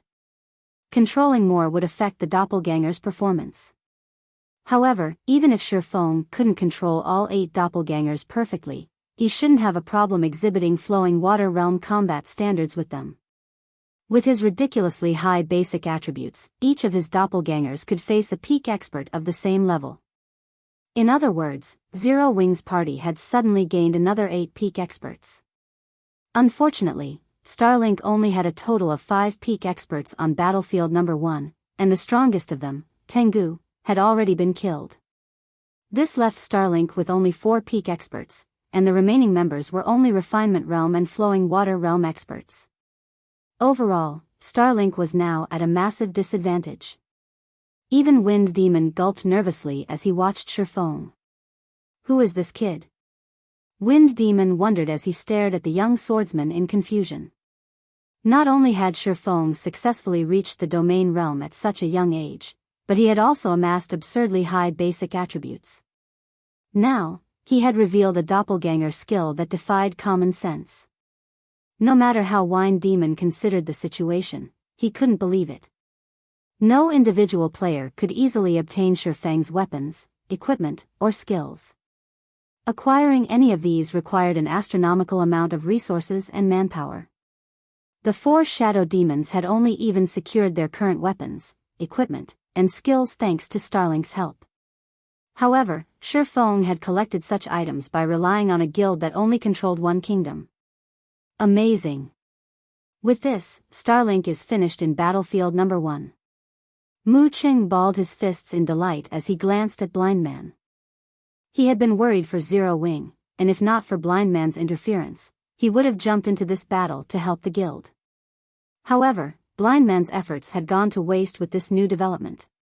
Just as Shifeng was about to attack Starlink's members, a low voice reached his ears. Guild leader Black Flame, don't be so quick to act. Blackwater's Jing Yang called out. You've already proven Zero Wing's strength. I doubt anyone will continue to oppose Zero Wing's participation in this competition for energy crystals, so do you need to exterminate them all? What are you trying to say? Shifeng asked as he eyed Jing Yang, who wore aqua-blue robes and carried a glowing, golden staff. Jing Yang had made no effort to hide his equipment's glowing effects, so Shifeng knew that the man carried 4 pieces of epic equipment in total. Although Shifeng couldn't discern what rank Jing Yang's staff was, he guessed that it was at least epic rank based on its aura. Moreover, Jing Yang wore a complete level 65 fine gold set equipment, which even the various superpowers struggled to collect. Level 65 fine gold set equipment was far more difficult to acquire than level 60 dark gold set equipment at this stage of the game. Not even Starlink had a complete set. Naturally, a level 65 fine gold set had even higher basic attribute bonuses than level 60 dark gold set equipment. The mana fluctuations around Jing Yang were even stronger than those around Wilting Netherworld, and his combat standards were likely stronger than hers. He had reached the Void Realm more than a decade ago, and although Wilting Netherworld was a prodigy, She would need more time before she could catch up to Jing Yang. Starlink only acted in compliance with the rules our superpowers agreed to. If guild leader Black Flame is earnest in moving against Starlink, the rest of us won't just sit back and watch. I hope you can understand this, Jing Yang said, smiling. Jing Yang's words left everyone stunned. They had never expected this battle to take such a drastic turn. Blackwater is too shameless. It didn't step forward when Starlink was about to annihilate Zero Wing, but now that Zero Wing has the upper hand, it wants to interfere. Since when have Blackwater and Starlink had such a good relationship? Zero Wing is in trouble now. Such a powerful doppelganger skill definitely has a very long cooldown. If Zero Wing misses this opportunity to take out Starlink, it isn't likely that the guild will find another chance. Zero Wing is so unlucky. If it hadn't provoked Blackwater, the guild likely wouldn't have interfered today. For a time, the various major powers either pitted or mocked Zero Wing's situation. Melody, I advise that you give up any hope for Zero Wing. Zero Wing might have the strength to resist a superpower, but it has provoked too many. Zero Wing can't survive in God's domain for long. This situation is the best proof. Just before Zero Wing emerges victorious in this fight, Blackwater steps in.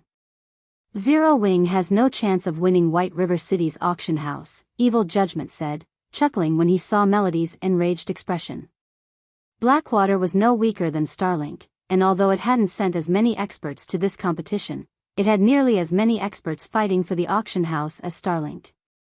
Including Jing Yang, Blackwater had 4 peak experts and 7 refinement realm and flowing water realm experts on battlefield number 1. In addition, the guild had the domain realm expert, South Time, the man standing behind Jing Yang. Although South Time had only recently reached the domain realm, he was still a monster-level expert. His participation would be more than enough to turn the tides of the battle between Starlink and Zero Wing. If Zero Wing missed this opportunity to eliminate Starlink's members, it wouldn't encounter another. Regardless of what Shifeng decided, Zero Wing was guaranteed to lose White River City. Understand? Shifeng could not help but laugh. You think you qualify to stop me? Suddenly, Shifeng vanished. Before anyone could react, he reappeared before Jing Yang, his killing ray releasing a brilliant blue glow. Tier 2 Taboo Skill, Instant Strike. A streak of blue light flew toward Jing Yang's throat, and the man panicked at the sudden attack. Shifeng's attack was so fast that he didn't even have time to activate Blink. Just before the blue light bit into the man, his golden staff released a golden light, instantly creating a barrier of light around Jing Yang. Seeing this barrier, Jing Yang could not help but breathe out a sigh of relief. The passive skill, 3 Pillars Barrier, had created this light barrier. The ability triggered automatically when its wielder faced a lethal attack. When activated, the skill created a magic barrier that negated 90% of all attacks damage for 3 seconds. It also increased his defense by 300%, raising his defense to rival an MT's of the same level. It was an amazing life-saving skill that had a 1-hour cooldown, and with it, even Grand Lords would struggle to kill him. However, the moment after Jing Yang sighed, Shifeng's attack struck. The light barrier cracked, and Jing Yang instantly lost 1/3 of his HP. The man paled with fright. Although he immediately tried to escape by using Blink, Shifeng's Twilight Blade had already begun its descent. When the second slash landed, Jing Yang's HP dropped to 0 in an instant without the protection of the 3 Pillars Barrier. His body only teleported 20 yards away after Jing Yang's vision began to darken. He then collapsed and disintegrated into countless particles of light. Chapter 2097, Suppressing a Guild Alone. Shifeng had slain Jing Yang so quickly that no one had time to react. He had simply disappeared and reappeared before Jing Yang, and in the next moment, the Blackwater member's corpse had appeared 20 yards away. The entire process had happened in the blink of an eye. Even Snow Scar, who had stood beside Jing Yang, hadn't had time to react. Snow Scar had only been able to watch as Shifeng killed Jing Yang before his eyes and casually sheathed his killing ray and twilight blade. The various major powers experts watching from the sidelines gasped when they saw Jing Yang's dead body. Horrifying. Vicious. These words no longer had the impact to describe Shifeng. Blackwater was a superpower with the strength to rival Starlink, yet Shifeng had so effortlessly killed Jing Yang, the leader of Blackwater's team in this competition, without hesitation. They couldn't fathom how Shifeng found the courage to provoke two superpowers simultaneously. Has Black Flame lost his mind? Why did he attack Blackwater? He probably has. With Blackwater's interference, Zero Wing is dead either way. Rather than sit back and wait for his execution, Black Flame might have decided to make a last stand. Only, his attack against that Blackwater representative had been vicious. It didn't look like something a human would be capable of. That wasn't wise. Does Black Flame think that he can turn things around by retaliating against Blackwater? With Blackwater in the fight, Zero Wing's performance will suffer on all of the battlefields, not just battlefield number 1. Everyone was more surprised by Shifeng's decisiveness than they were over Jing Yang's instant death. Although Shifeng's doppelganger skill had significantly increased his team's overall strength, Starlink and Blackwater would have more peak experts than Zero Wing if they worked together. Blackwater even had its own apex expert. Black Flame. Snow Scar, who served as Blackwater's vice team leader, bellowed. Blackwater might not suffer any major losses to its combat power due to Jing Yang's death, but he was the guild's representative. Killing him was a slap in the face to Blackwater. Moreover, Wuxia was fully responsible for this operation. How was Snow Scar supposed to explain this to her? With South Time at the lead, Blackwater's experts pounced on Shifeng. Tier 2 Taboo Skill, Ghost Dance. Suddenly, South Time split into 5 clones and attacked Shifeng from different directions, each doppelganger sending more than a dozen slashes at its target, surrounding Shifeng with sword images. Like hungry wolves, the sword images flew toward Shifeng's vitals and blind spots. Meanwhile, Snow Scar leaped into the air and activated his strongest taboo skill, Lightning Madness. Not only was this skill an AoE attack, but it also had enough power to force a Grand Lord of the same level stumbling back. The skill even ignored invulnerability effects, and although the skill required half a second to activate, which was more than enough time for a peak expert to evade, he used the skill in conjunction with South Time's Ghost Dance.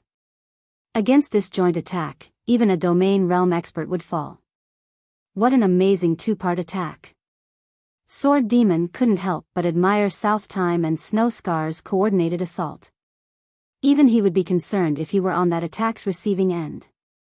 South Time's Ghost Dance, in particular, perfectly eliminated the target's chances to evade. The target would be forced to face these skills head-on. However, not even Sword Demon was confident of surviving 60+ simultaneous attacks. He would have no choice but to activate a life-saving skill before dealing with Snow Scar's final blow. However, Shifeng didn't activate a life-saving skill despite so many incoming attacks. Instead, he simply brandished Killing Ray, countering South Time strikes. Shadow Blade. 10 Shadow Blades flew away from Shifeng in all directions, crashing into the incoming sword images. He then executed Sword's Orbit, manifesting a galaxy of stars around himself. Like dominoes, the sword images the Shadow Blade struck crashed into each other. Shifeng's counterattack threw off nearly 50 sword images trajectories, while he used Sword's Orbit to neutralize the remaining 20 or so sword images. South Time was stunned to see Shifeng so easily nullify his Ghost Dance, but Snow Scar had already swung his Hammer of Lightning, slamming the gigantic weapon down on Shifeng with astonishing speed. Unfortunately, Shifeng no longer had the energy to block this lightning-fast attack. But just as the lightning hammer was about to smash into Shifeng, the swordsman spun around and shouted, "Scram!" As Shifeng spoke, a powerful shockwave crashed into Snow Scar's lightning hammer. Dragon Breath. The instant the two attacks collided, space tore apart, and the resulting shockwave reached 100 yards away. The sound of the impact echoed across the battlefield. The immensely powerful lightning hammer vanished as if it had never existed as Snow Scar stumbled back more than a dozen yards, losing nearly 10% of his HP. How is this possible? Shock colored Snow Scar's face as he stared at Shifeng. Shifeng had neutralized his full-powered attack with a single roar. Moreover, the swordsman hadn't used a single life-saving skill to counter their joint attack. Is he a monster? The major powers experts were flabbergasted when they saw Shifeng unharmed after the exchange. Both South Time and Snow Scar's attacks had enough strength to rival a Grand Lord of the same level, yet Shifeng had blocked them without breaking a sweat. Friends from Blackwater, Black Flame won't be easy to deal with. Starlink will pin him down while you get rid of Zero Wing's other members, Sword Demon said suddenly. Okay. We'll leave that to you, then. South Time nodded. After a final glance at Shifeng, he and the other Blackwater members charged toward Zero Wing's party. Don't think you can get away from me so easily. Shifeng frowned as he manipulated his 8 doppelgangers to attack South Time's group. We'll have to see if you have the ability to stop them.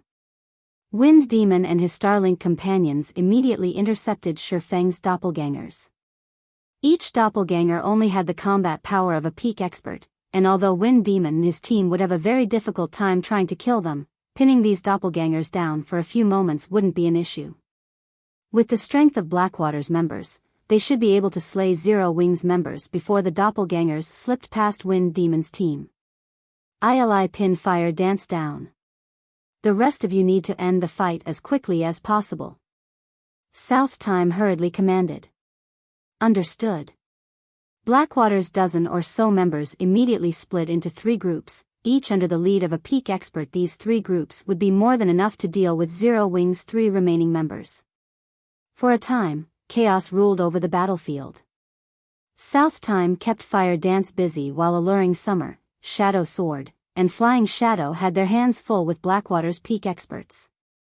With the help of Blackwater's other players, this battle was particularly bitter. Due to interference from 2 Refinement Realm magical class experts, Shifeng wasn't able to shake off Sword Demon. Likewise, Wind Demon and his assassin team kept Shifeng's doppelgangers occupied. As they watched, the experts from the various major powers couldn't help but admire Shifeng. The swordsman managed to suppress all of Starlink's experts by himself, and even if Zero Wing lost today, it would be a glorious defeat. What a pity, Black Flame. I admit that your strength is superb. Even among the various superpowers, you cannot be ignored. However, you're still just one person, and God's Domain is not a single-player game. Sword Demon commented as he watched Zero Wing's enemies force its members into a coma. You're right, God's Domain isn't a single-player game, Shifeng said, nodding. His lips then curled as he asked, however, when have I ever said that Zero Wing only relies on me? Summer. Shadow. You don't need to hold back anymore. Activate the secret law and show these people what the consequences are for provoking Zero Wing. Hearing Shifeng's command, Alluring Summer and Shadow Sword's eyes began to glow as they waged a bitter battle. We can finally make a move. Excitement brightened Alluring Summer's features as she used Blink to put some distance between her and her opponents. I've been waiting to hear those words for so long, guild leader. Shadow Sword said, laughing. Like beasts waking from their slumber, the intensity of Alluring Summer and Shadow Sword's auras skyrocketed, becoming even more frightening than those monster-level experts like Wind Demon and South Time.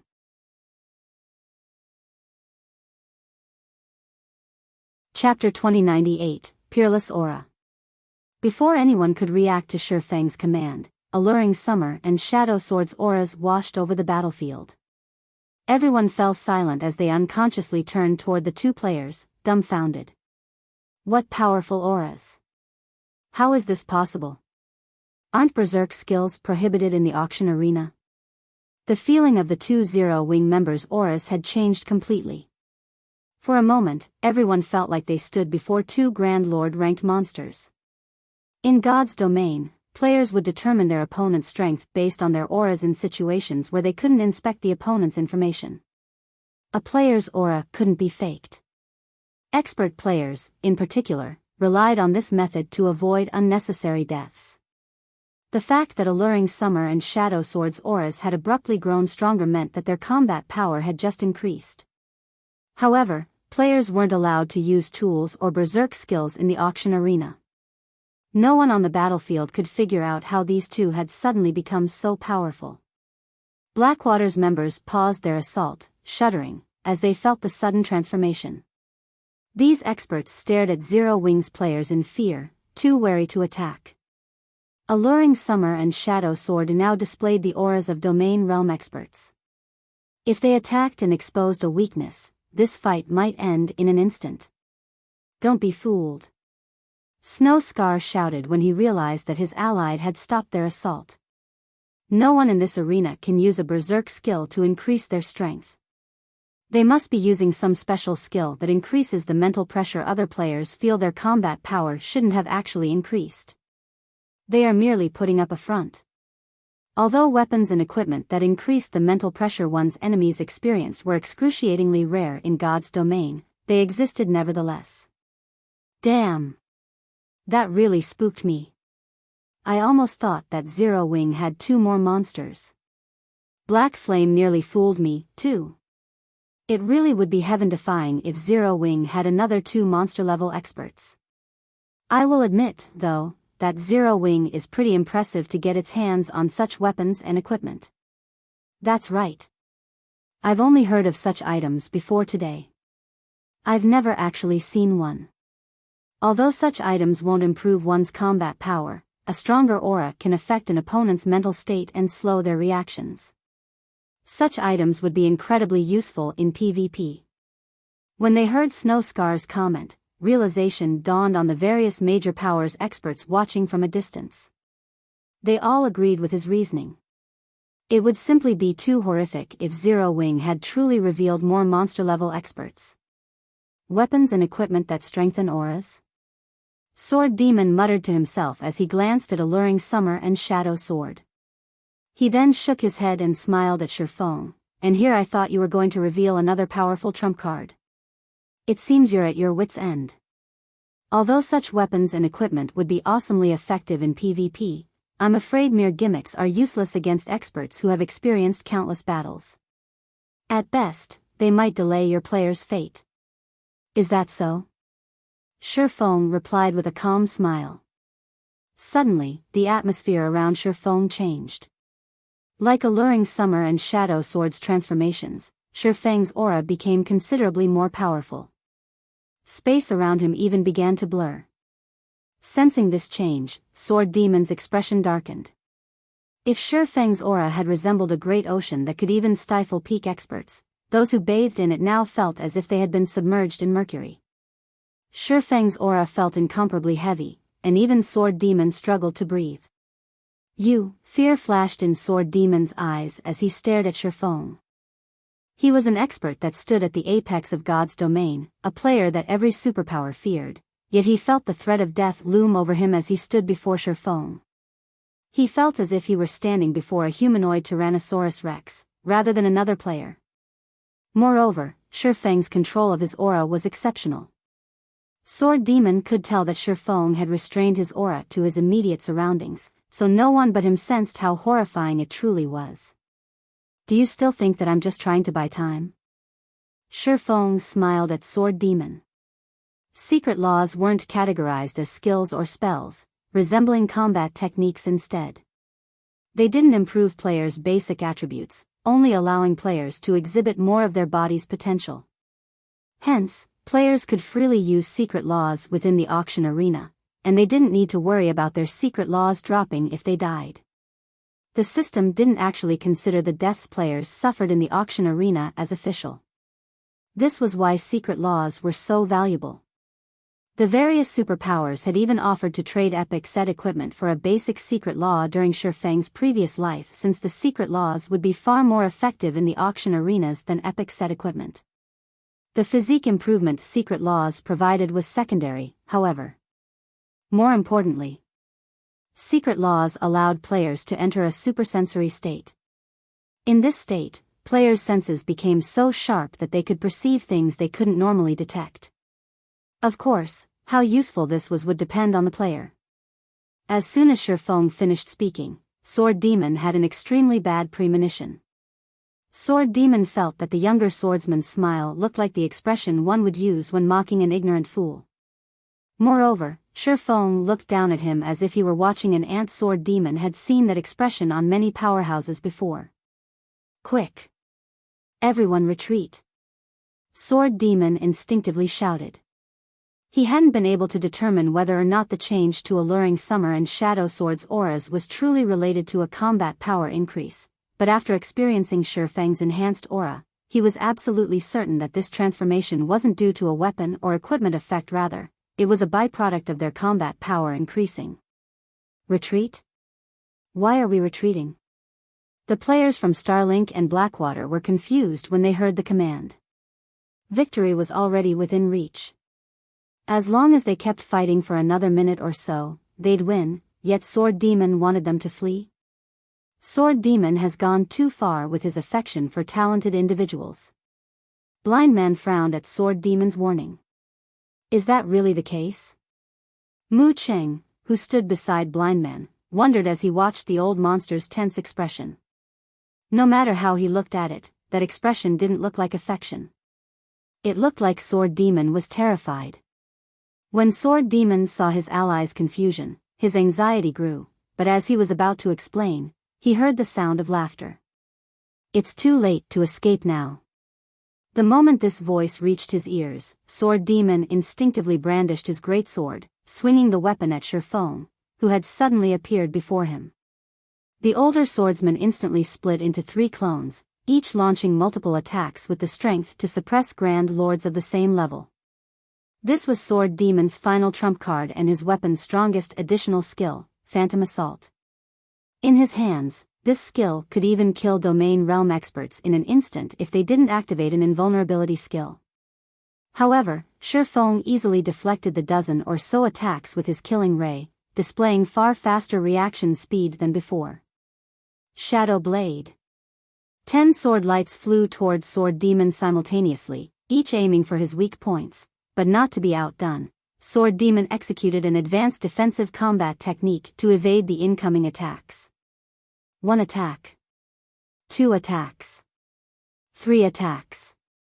After blocking the 7th sword light, Sword Demon hit his limit, and the 3 remaining attacks tore through his body. The last 2/3 of his HP vanished instantly. Elsewhere on the battlefield, Alluring Summer and Shadow Sword had made their move, slaying the 2 Blackwater Peak experts they faced within 2 or 3 moves. With this turn of events, the battlefield fell deathly silent.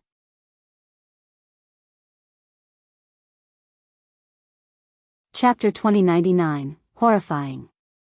Predicament, they're dead? Didn't they say that Zero Wings members were only using items that increased their auras? When the various experts on the battlefield saw the corpses of Sword Demon and 2 Blackwater Peak experts disintegrate into particles of light, their eyes nearly fell from their sockets in shock. Both sides had been evenly matched and fought each other to a standstill earlier, yet something like this had happened within seconds. No one had expected this outcome. Even Mu Cheng was speechless for a long moment. Even among super guilds, experts like Sword Demon were exceedingly rare. Trying to kill an expert with such high combat standards was nearly impossible without launching a large-scale operation and multiple domain realm experts. This was also why the various superpowers had such huge headaches when dealing with the 4 shadow demons. Yet, Shifeng had relied on his own strength to kill Shadow Demon. His combat power was truly horrific. Logically, no player should be capable of the feat. Moreover, Zero Wing had Alluring Summer and Shadow Sword, who had suddenly revealed their monster-level abilities. The fact that a guild like Zero Wing had 2 monster-level experts surprising enough, yet 2 more had appeared from the guild. With this strength, Zero Wing could rival ordinary superpowers. To think Zero Wing has hidden so much power all this time. It's no wonder why it dared to ignore Starlink and Blackwater's threats. As Blind Man looked at Shifeng now, he felt as if he were meeting this swordsman for the first time. One monster-level expert in Zero Wing was enough to warrant the various superpowers' attention, but with 4, not even King's Return could afford to underestimate the guild. Blind Men finally realized why Deep Thunder had shown such strong support for Zero Wing, even willing to provoke Starlink and Blackwater. Zero Wing was only as powerful as a first-rate guild, lacking the resources and territory to nurture experts, yet despite that, it had successfully produced 4 monster-level experts. It was easy to imagine what strength the guild would wield if it became a true super first-rate guild. Zero Wing would likely rise to the upper ranks the moment it became a superpower. It would become as powerful as guilds like Miracle, and even the various super guilds would fear its wrath. Miracle currently occupied 2 empires, and both were on different continents, the East and West continents. In other words, Miracle fought on 2 front lines. Not even King's Return had such power. In contrast, Deep Thunder watched Zero Wing's outstanding performance with elation. We really made the right bet this time. Deep Thunder's eyes glowed as he watched Alluring Summer and Shadow Sword fight in the distance. He had thought Zero Wing only had 2 monster-level experts. Neither he nor Nature Hall as a whole had expected to find 4 of them in the guild. As far as ordinary major powers were concerned, monster-level experts simply had inhuman combat power. Even if these powers got lucky and produced one of their own, they'd only treat that expert like a weapon against their enemies. However, that would be an ignorant use of such a powerful player. In reality, not only did monster-level experts pose a great threat to the various superpowers, but they also played a crucial role in obtaining powerful items. Based on the various superpowers research, one needed strength, as well as luck, to secure certain powerful tools. As guilds procured more powerful items, they'd grow stronger overall. One could say that monster-level experts were responsible for finding 70% of the powerful items the various superpowers had collected. Since Nature Hall had only recently become a superpower, it had far fewer monster-level experts in its midst than other super first-rate guilds. The fact had troubled the guild for some time now. Yet, as luck would have it, many of God's domain's super high-ranked quests required more than one person to complete. They needed the strength of a team. But how rare were monster-level experts? Even in veteran superpowers, one could count the number of monster-level experts present on one hand. If Nature Hall wanted to complete super high-ranked quests, it would need to work with other superpowers, but if it chose that option, it would gain far less. However, it would be a different story if Nature Hall worked with Zero Wing. Zero Wing was still only a first-rate guild. To develop further, it would need an astronomical amount of resources, not powerful items. As it so happened, Nature Hall had plenty of resources. Nature Hall would benefit more by partnering with Zero Wing than it would if it worked with other superpowers. Both guilds would be able to complement each other's deficiencies. This was why Nature Manifestation had sent Deep Thunder to befriend Zero Wing. While everyone was shocked over the strength Zero Wing's members had displayed, Horrifying, Alluring Summer, and Shadow Sword busied themselves by slaughtering Starlink and Blackwater's Olar experts. Although deep sea meditation was only a basic secret law, maintaining it placed an immense burden on players. Players couldn't even keep it active as long as a berserk skill. Fortunately, the difference between both sides' strength was massive. Horrifying and his companions only need a few moves to dispatch each of their opponents. In less than 10 seconds, Blackwater's members had been annihilated. Even South Time, Blackwater's domain realm expert, hadn't survived the combined assault from Alluring Summer and Shadow Sword. As for Starlink, only Wind Demon remained alive. The battle was utterly one-sided. As he faced Horrifying's relentless pursuit, Wind Demon continued to lose HP. 80%. 50%. 20%. However, despite his rapidly depleting HP, Wind Demon didn't panic. Instead, he turned his mocking gaze on Horrifying and said, "I have really underestimated you people from Zero Wing. But so what if you defeat us? At the end of the day, this is only one of 5 battlefields. Starlink and Blackwater still have plenty of experts on the other 4. On the other hand, all of Zero Wing's top fighters are stuck on this battlefield. Zero Wing had certainly proven stronger than they had expected, but the results of one battlefield wouldn't decide this competition's victor. Although Zero Wing had indeed defeated their 2 guilds here, with its peak combatants isolated to battlefield number 1, it would suffer on the other 4 battlefields. In the end, Zero Wing would still lose White River City. Wind Demon had spoken loudly enough to ensure that the major powers experts, who stood several hundred yards away, had heard him. Those experts couldn't help but watch Shifeng with pitying looks. In the end, Zero Wing will lose, one of the spectating experts mumbled. Although Zero Wing had won the battle, it had lost the competition. Black Flame. You asked for this. Since you rejected my offer, you'll pay for your foolishness for the rest of your life. Jing Yang, who had resurrected in the arena, bellowed as he glared at Shifeng through the magic mirror. He then commanded his people through the team chat, everyone, heed my command. Work with Starlink's members to eliminate Zero Wing. He had planned to give Zero Wing one more chance to hand over the guardian puppets. If Zero Wing agreed and behaved itself, Blackwater would give up its aggression against the guild. However, he abandoned the thought his desire to see Shifeng despair was far stronger than his desire to complete the task Xuan Wuchisa had given him.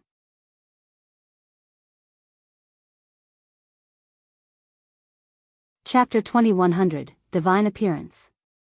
As soon as Jing Yang issued the command, Blackwater's members on the other 4 battlegrounds began to cooperate with Starlink's members against Zero Wing. Although battlefield number 1 had a collection of monsters, the other battlefields had barely any. For example, Blackwater didn't have a single monster-level expert among the 4 other battlefields, and Starlink only had the 2 remaining shadow demons. However, while the 4 remaining battlefields did not have many monster-level experts, more players had been assigned to these battlefields than those on battlefield number 1. Every one of the 4 remaining battlefields had at least 100 Blackwater and Starlink members in total, and even the weakest of these players was a Refinement Realm expert. In contrast, even when added together, Blackwater and Starlink had fewer than 40 members on battlefield number 1. There was simply no comparison between battlefield number 1 and the others. Blackwater and Starlink's forces on battlefields number 2 and 3 were led by Mad Demon and Heart Demon. Even the other superpowers were afraid of facing those forces. Zero Wing is in trouble now, Yi Luofei from the FFF Adventurer Ream commented as she watched Blackwater and Starlink's joint forces. Although Zero Wing had emerged victorious on battlefield number 1, despite the monsters there, it was at an overwhelming disadvantage on the other battlefields, especially battlefields number 2 and 3. A 100-man team of Refinement Realm experts, led by a Domain Realm expert, could even hunt down lone Domain Realm experts. On the other hand, Zero Wing only had around 20 players on each of these battlefields, and they didn't have any monster-level experts to lead them. They stood no chance against Blackwater and Starlink's forces. The auction house competition was about securing energy crystals, and as time passed, more crystals would descend onto the battlefields. At that time, the advantage of having more players would become obvious, and Zero Wing would suffer an even greater disadvantage. Black Flame's decision was really unwise. If he hadn't provoked Blackwater into cooperating with Starlink, Zero Wing might have had a chance of victory. At the very least, Zero Wing could have taken advantage of the chaos as the various superpowers would eventually fight over the energy crystals. Now, however, the participating superpowers want to avoid a battle with the 2 guilds. There won't be any chaos for Zero Wing to take advantage of, Yan Tianqing said, sighing as he watched Shifeng through a magic mirror. This was the problem all developing guilds faced. Even if a developing guild had the strength to fight a superpower, other superpowers wouldn't sit idle and allow a new superpower to rise.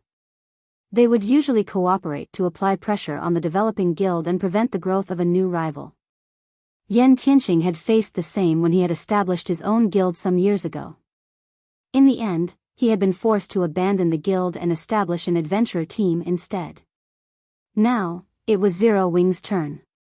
The situation somewhat saddened the various major powers, as well. They had thought that they'd get to witness a guild with no background become a new superpower, but it seemed that opportunity was gone. First- and second-rate guilds dreamed of becoming superpowers, titans in the virtual gaming world, but the road to becoming a superpower was an arduous one. Without a powerful background and the support of major corporations, reaching such heights was nearly impossible. The fact that Zero Wing had become so powerful despite its lack of support or a background had shown these major powers a ray of hope. Now, however, that hope was about to be extinguished. Despite such a powerful monster like Shifeng in its midst, Zero Wing would suffer in the end.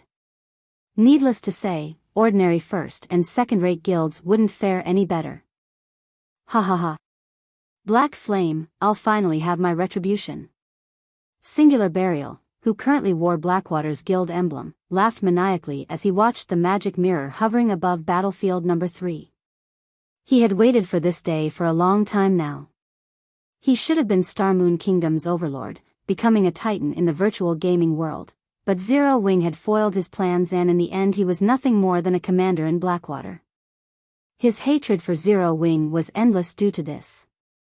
He had thought he had lost his chance to see Zero Wing perish, so he was overwhelmingly delighted at the moment. Without White River City's auction house, Zero Wing would lose the city. Without the headquarters it had painstakingly developed, Zero Wing's development would suffer. In this era of fierce competition, even a small setback could destroy a guild's positions, not to mention something as major as losing one's main headquarters.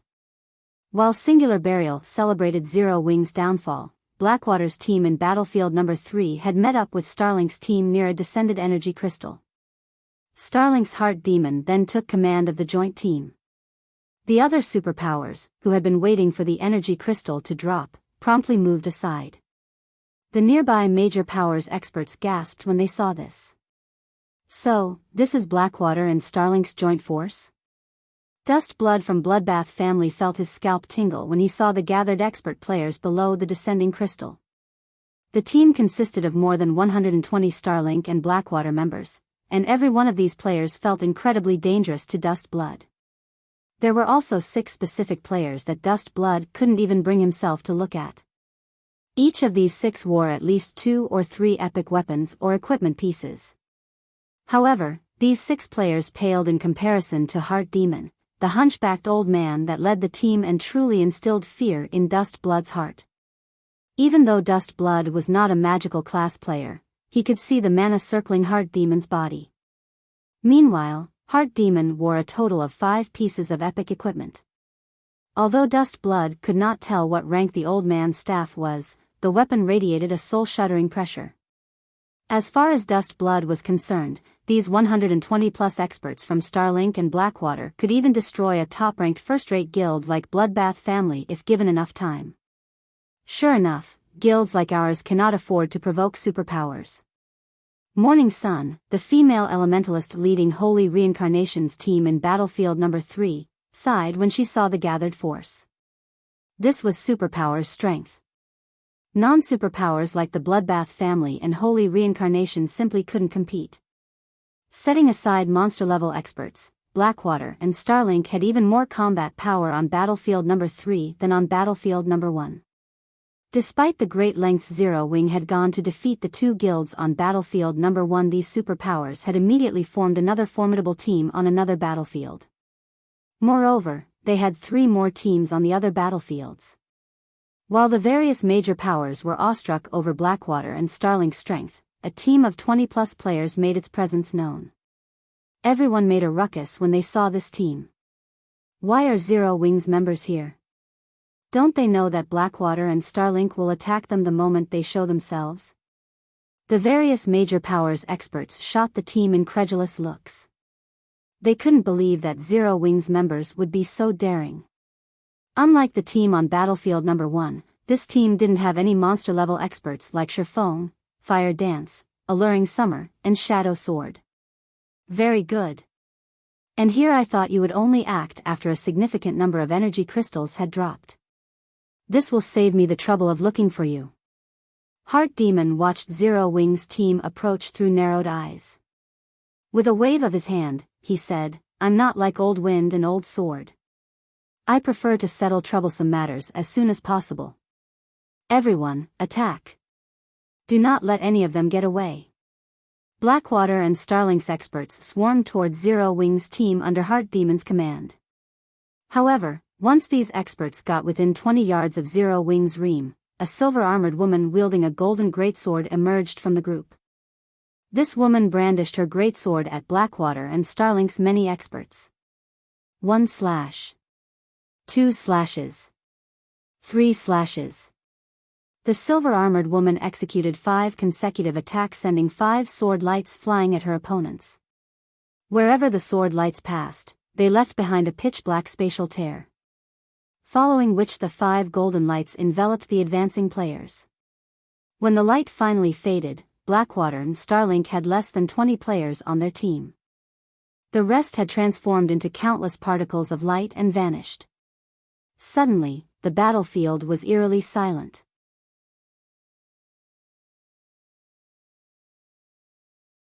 Chapter 2101, Monster Galore. The dissipating particles of light looked like fading fireworks on battlefield number 3. Gentle Snow, who stood among the fading particles, looked like a war goddess that had just descended onto the battlefield, her silver armor and golden greatsword only adding to her sacred, majestic beauty. However, the only thing the watching players felt when they looked at her was panic. How?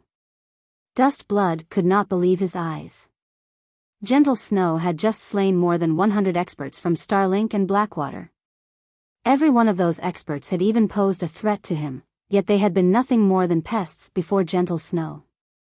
With 5 slashes, she had wiped out 80% of the 2 superpowers joint team, and those that had survived had less than 50% of their HP remaining. Is she really a player? Spatial tears? Can current players even be this strong? The various major powers exerts nearby couldn't help but watch Gentle Snow in fear. If she had used some sort of dazzling technique or powerful skill to defeat those experts, they'd, at most, be amazed. After all, that strength would have been on par with monster-level experts. However, that was clearly not the case here. Gentle Snow hadn't used a superb combat technique or skill at all. She had simply relied on brute force. With her extraordinary speed and strength, she had stomped on more than 100 Refinement Realm experts as if she were stomping on an anthill. This was 10 times more shocking than if she had defeated her opponents with a combat technique or skill. The system prohibited players from using tools or berserk skills in the auction arena. Yet, Gentle Snow had displayed strength that defied common sense. Only Tier 4 attacks and above could cause spatial tears. Even God's Domain's current monster-level experts could, at most, exhibit the strength of upper-ranked Tier 3. Although the difference between Tier 4 and upper-ranked Tier 3 didn't seem major, it was actually massive. It was like the difference between a Grand Lord and a mythic-ranked monster. Even Sherfone was astonished. He had to admit that fragmented legendary items were truly amazing. Gentle Snow currently carried 2 top-tier fragmented legendary items, and both were strength-based and quite compatible with the Berserker class. Furthermore, one of the items was a 2-handed weapon. As Gentle Snow reached higher levels, her strength would only rise to frightening levels. Purely comparing their strengths, Gentle Snow's was even higher than Sherfang's, and her physique rivaled his. When Gentle Snow had been questing, she had miraculously discovered a bloodline called the Great Earth Bloodline. Although it was a basic bloodline, it focused on improving a player's strength. Although this newfound strength didn't help Gentle Snow become as powerful as a mythic monster, she wasn't far from it. She was truly a humanoid Tyrannosaurus Rex. She has Tier 4 strength? After watching Gentle Snow's display, Heart Demon couldn't help but tense with fear. He'd rather fight old experts like Sword Demon than face a player with Tier 4 strength. With such an overwhelming advantage, Gentle Snow could easily outmaneuver any of his offensive or defensive moves. Fighting this female berserker head-on would be suicidal. While everyone was shocked over Gentle Snow's terrifying strength, the crimson-clad Zhao Yueru, who stood some distance behind her berserker friend, had finally finished casting her spell. Go! Zhao Yueru shouted as she waved her staff. Tier 2 Curse Scorching Thorns. Suddenly, hundreds of burning flowers appeared above Starlink and Blackwater's remaining experts. Under Zhao Yueru's control, these fire flowers shed thorns that rained down on her targets. Every one of these fire thorns had the strength to rival a Grand Lord of the same level. Moreover, her attacks were precise and numerous, making them impossible to dodge. Boom! Boom! Boom! A series of explosions shook the battlefield, followed by towering pillars of fire that rose into the air, one after another. When the flames subsided, only 3 peak experts from the 2 guilds remained alive. Everyone else had burned to death. This turn of events broke the spectators' minds. Isn't she a little too powerful? Another monster? Just how much power has Zero Wing hidden?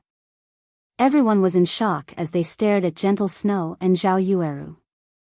Although none of them wanted to believe it, they had no choice after witnessing such a dazzling display. She's even stronger than before? Yi Luofei, who sat in the spectator stands, was dumbfounded by Zhao Yueru's performance. She had a far better understanding of how powerful the woman was than the other spectators around her. If not for the auction arena's restrictions, Yi Luofei guessed that Zhao Yueru could even solo Heart Demon. However, Yi Luofei was even more surprised by the woman's improved combat standards. When Yi Luofei had fought Zhao Yueru in the Black Dragon Empire, the latter had only been at the refinement realm, but now, she had moved beyond that, and Yi Luofei could see hints of Black Flame's abilities in Zhao Yueru's performance. Although she wasn't as powerful as Black Flame, Zhao Yueru had displayed incredible control over her spell. Yi Luofei doubted that she could control hundreds of fire thorns as well as Zhao Yueru. How much time had actually passed since the ranking competition in the Black Dragon Empire? Improving one's combat standards wasn't as easy as upgrading one's equipment. It took a lot of time and effort to improve combat standards. A few months shouldn't be long enough, yet Zhao Yueru had managed it. Could it be because of Zero Wing? Yi Luofei could not help but wonder. What did Zero Wing do? There was the same situation with Graceful Moon.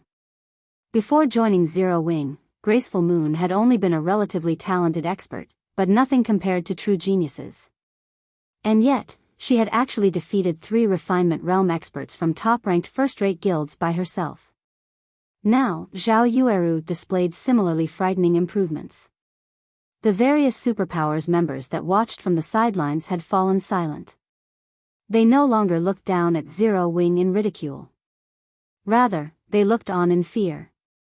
Everyone had thought that Blackwater and Starlink had battlefield number 3 in the bag, but now, only Heart Demon remained of the 120-plus experts on the team. On the other hand, none of Zero Wing's members had taken damage. This didn't look good for Heart Demon. Gentle Snow and Zhao Yueru might not be domain realm experts, but they had the combat power to rival domain experts. These 2 women might actually be even more difficult to deal with than actual domain realm experts. Moreover, these women's classes complemented each other perfectly. The only option Heart Demon had left was a retreat. The old monster didn't have a second option. Damn it. How does Zero Wing have so many players with such monstrous attributes? Jing Yang, who watched via one of the gigantic, hovering magic mirrors, paled when he saw the one-sided battle.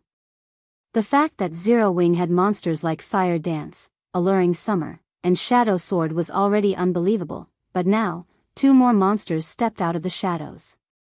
For a moment Jing Yang even wondered if Zero Wing had found a way to cheat. However, he very quickly recovered his composure.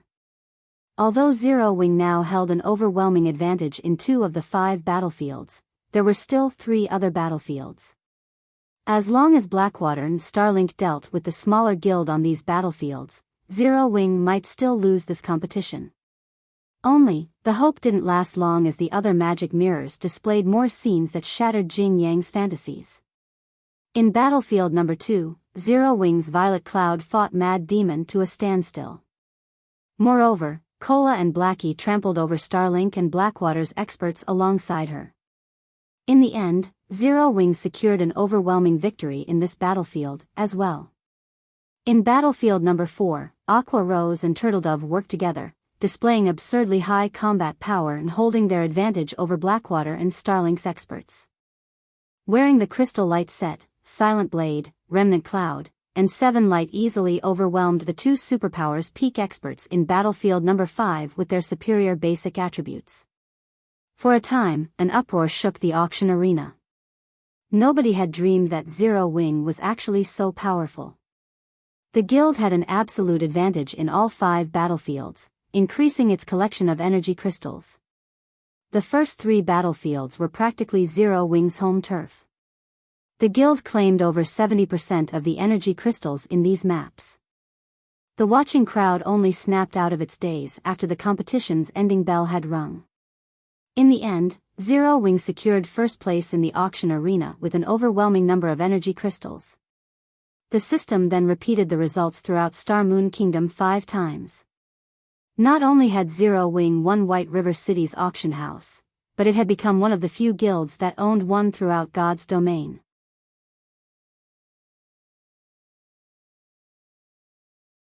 Chapter 2102, New Era. Once the competition reached its official end, the surviving participants were teleported out of their respective battlefields. Zero Wing's participants were transported to the auction arena's podium. When Zero Wing's 107 participants appeared on the gorgeous platform hovering in the center of the auction arena, they instantly became the center of everyone's attention. The magic mirrors across the city displayed this scene, so almost everyone in White River City had their eyes on Zero Wing's representatives. We won. Our guild won. The innumerable Zero Wing members throughout the city cheered excitedly when they saw their guild mates on the platform. White River City citizens were not the only ones amazed by this outcome. Practically every player in power in Star Moon Kingdom was stunned. With just 107 players, Zero Wing had held White River City against 4 superpowers. Moreover, it had won the competition by a landslide. This was practically a dream. When the system had announced the auction arena's activation, even players who had just joined God's domain knew that the auction arenas would become a playground for the various superpowers. Lesser powers had no place in the competitions. Even if they wanted to fight for an NPC city's auction house, they'd have to wait for the second round of promoted NPC cities. Ordinary powers couldn't hope to understand the superpower's level of strength. This fact had been proven true multiple times in God's domain already. Even before the auction arena system, countless powers had fallen, caught in the crossfire between competing superpowers. Even first-rate guilds had fallen which ordinary players already considered unreachable. Hence, nobody had expected for White River City's auction arena to end like this.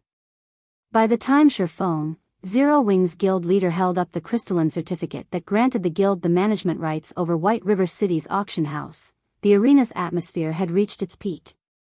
I finally have it. Horrifying burned with excitement as he gazed at the crystalline certificate that glowed with a multicolored light. In his previous life, he had been forced to watch the various major powers obtain control of the auction houses in NPC cities from the spectator stands. In this life, however, not only had his guild secured an NPC city's auction house, but Zero Wing was also one of the first guilds to do so. Countless Zero Wing members shouted their elation throughout White River City, their voices echoing down every street. It seemed like these players were trying to tell the world that from today, Zero Wing was White River City's true overlord. Now that Zero Wing had control of White River City's auction house, it had control over the city's economic lifeline. Even if multiple superpowers moved against Zero Wing, they couldn't touch the guild in this city. Moreover, Zero Wing now had an additional income source, which would guarantee a certain level of the guild's development. Zero Wing's position in Star Moon Kingdom was also unshakable now. Surpassing the guild within its kingdom was nearly impossible after this victory. In addition, as one of the first guilds to win the management rights to an NPC city's auction house, Zero Wing qualified to contest with the various superpowers for neutral maps. With a nigh-impenetrable mean headquarters, Zero Wing could afford to send more manpower to neutral maps. Now, Zero Wing truly had the potential to become a superpower in the future. A superpower. Countless powers and players in the virtual gaming world dreamed of commanding such power. When Gentle Snow and Aqua Rose saw the crystalline certificate in Shifang's hand, they were just as emotional and excited. Neither of them ever thought that Zero Wing would reach this point. As the guild's core upper echelons, no one understood Zero Wing better than they did. The fact that Zero Wing had started as a guild with nothing, yet developed into something so powerful so rapidly was a miracle.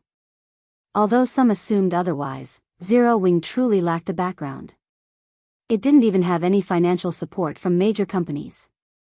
Zero Wing had reached this point by relying on its own abilities. It wasn't anything like the various large guilds that didn't have to worry about needing funds. Black Flame has really tricked me. It's no wonder why Zero Wing has always been uninterested in the various superpowers olive branches, going so far as to provoke multiple superpowers. Galaxy Past, who sat in the spectator stands, couldn't help his rueful sigh as he watched Shifang and the other Zero Wing members bask in their glory. When he thought back to his plan of surpassing Zero Wing with the Star Alliance, he found the idea laughable. Surpass? How was the Star Alliance going to do that? The 107 players on the levitating platform were enough to make the best first-rate guilds tremble in fear, not to mention Zero Wing's potential for growth. He more or less understood why Gentle Snow, Ouroboros's former guild leader, had joined Zero Wing. Many first-rate and pseudo-super first-rate guilds had reached out to Gentle Snow when Blackwater had annexed Ouroboros, but in the end she had chosen to join Zero Wing, becoming a laughingstock. This is strange, guild leader. Why do I feel like the various major powers here are actually excited about this? Purple Eye asked strangely as she looked around her. Zero Wing had won this competition. The various major powers present shouldn't have anything to do with this victory, yet they acted as if Zero Wing had won this auction arena for them all. It's only natural, Galaxy Past said, chuckling. Zero Wing broke the superpower's undefeatable curse and birthed a new era, so of course, the various major powers are excited. A new era? Realization dawned on Purple Jade. Superpowers had always been undefeatable in God's domain. Only other superpowers could contend with a superpower. In fact, this was common sense in the virtual gaming world. Although there had been instances of a non-superpower defeating some of God's domain superpowers, these fights had been mere squabbles. They proved nothing. Moreover, these victors had relied on super-powerful items with limited effective periods. These items only allowed non-superpowers to shine for a limited time, and there was no relation between these items and a power's true strength. At most, these powers had attracted others' attention and envy. However, the auction arena tested the participating powers' comprehensive strength. No external items were allowed in the competition. Moreover, the various participating superpowers took this competition very seriously. Thus, Zero Wing was the first non-superpower to achieve true victory over multiple superpowers. This victory also proved that superpowers could be defeated. Interesting. The superpowers actually lost. It seems the era of superpowers' rule over God's domain has finally come to an end. After today, this is the era of new powers like us. In one of White River City's crowded advanced bars, upper echelons from powers that had been operated in secret began to grow restless after witnessing the auction house competition's outcome. Meanwhile, like the plague, news of Zero Wing's victory in White River City's auction arena spread throughout God's domain, reaching every major power and superpower on the continent.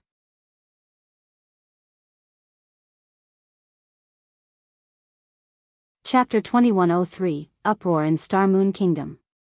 After Zero Wing won White River City's auction house, the various superpowers received the surprising news in less than 10 minutes. Although White River City was not an important NPC city, it was one of the first cities to have an active auction arena system. Naturally, the various superpowers wouldn't let it slip through their grasp. Yet, despite 4 superpowers fighting to secure the auction house, a non-superpower, Zero Wing, had won the competition. No matter how the various superpowers considered the news, it was unbelievable. The unexpected development made the superpowers suspicious. They all suspected that Zero Wing had support from a super guild or a major corporation. However, regardless of their assumptions, Zero Wing's name had made it onto their lists, becoming a target to pay close attention to. After all, now that Zero Wing had secured an NPC city's auction house, it had gained a tremendous amount of financial strength.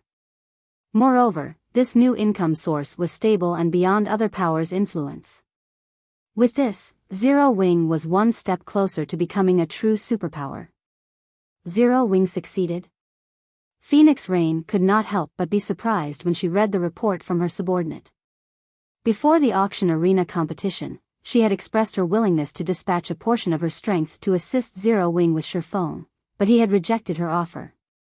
She had later learned that 4 superpowers had intended to fight for White River City.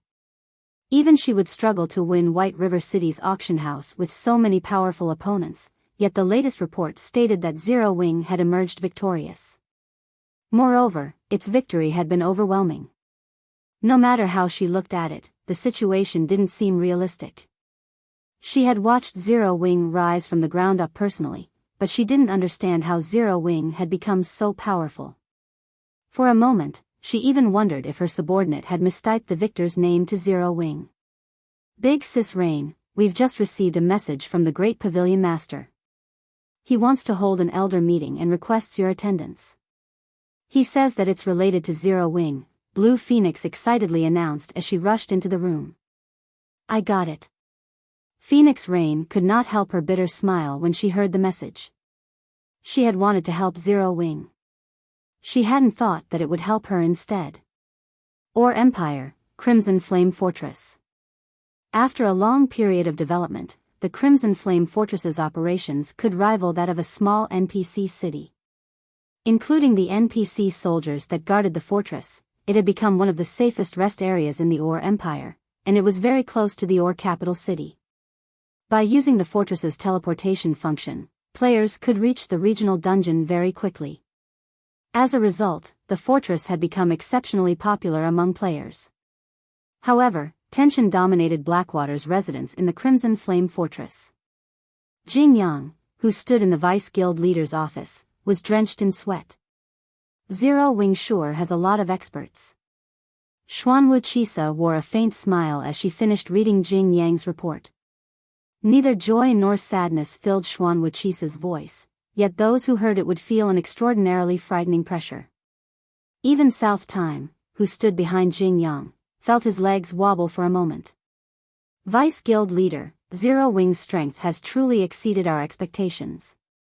Do we still intend to put pressure on the guild after this? A blue-clad, elderly man, who radiated a much stronger aura than South Time's, asked. Zero Wing had enough Apex experts to rival an ordinary superpower. Superpowers would have a very difficult time harassing the guild with their own Apex experts. Zero Wing now had the strength to surround and defeat Apex experts. On the off chance that its experts killed Blackwaters, the consequences would be severe. Apex experts were incredibly important assets to a superpower, and a single death could be dire for a superpower's development. Moreover, with the strength Horrifying had displayed thus far, Zero Wing wouldn't likely need to launch a large-scale offensive to deal with hostile Apex experts. Horrifying alone would be more than enough to get the job done. The only option Blackwater had left involved mobilizing all of its Apex combatants to wage a war of attrition against Zero Wing. However, doing so would not benefit either side. Blackwater's development would stagnate, and it would fall behind other superpowers. They had to avoid that method unless absolutely necessary. This was why the various superpowers rarely mobilized their Apex experts to resolve conflicts with other superpowers, dispatching peak exerts, at most, to fight. Apex experts played a crucial role in acquiring powerful items, and superpowers couldn't afford any hindrances to their development. Normally, superpowers also had the option of an economic war, but now that Zero Wing had White River City's auction house, its financial prowess was likely unshakable. Of course, we are continuing, Wuxia said as she eyed the blue-clad elder beside her. This is merely the start of Zero Wing's tragedy. Starlink has won auction houses in 3 NPC cities, including Dark Knight cities. This has substantially increased the guild's overall strength. With the Starline Corporation's support, Starlink will only grow stronger. Although it failed to take White River City from Zero Wing, it won't let the smaller guild off the hook so easily. Understood. I'll make the necessary arrangements. The blue-clad elder bowed and left the room. After the blue-clad elder, Jing Yang, and the others left, Wuxia restarted the battle video of the competition for White River City's auction arena. At one point, she began to smile. Black flame, huh? Wuxia's eyes narrowed as she focused on the moment Shifeng had killed Sword Demon. Laughing, she said, "How interesting. The fact that you have grown your guild from nothing is truly amazing. It seems you have quite a few secrets, but turning a guild into a titan in God's domain isn't such an easy task. Show me how much you can grow." Meanwhile, joy dominated White River City streets. Zero Wing's members celebrated throughout the city like it was New Year's Eve. Now that Zero Wing had control of the city's auction house, its position as Star Moon Kingdom's overlord was stable. Any power that picked a fight with the guild in Star Moon Kingdom would simply be asking for an early death. Although Zero Wing had only secured the management rights to White River City's auction house, White River City had the highest player population of any city in the kingdom. Merchant and lifestyle players frequently gathered here, and various products flowed through the city every day. Any power that wanted to develop in Star Moon Kingdom couldn't avoid visiting White River City's auction house. It was easy to imagine the consequences if a power were barred from the city's auction house. Because of this, Star Moon Kingdom's various powers forbade their members from provoking Zero Wing under any circumstances once Zero Wing had secured White River City's auction house. Any player that ignored the order would be instantly banished from the organization, and no power in Star Moon Kingdom would accept the banished player. Even the kingdom's dark players were a little intimidated by Zero Wing. Before this turn of events, they had been able to move about the kingdom without fear, but as time passed, the merchandise in White River City began to have greater influence on their daily lives in God's domain.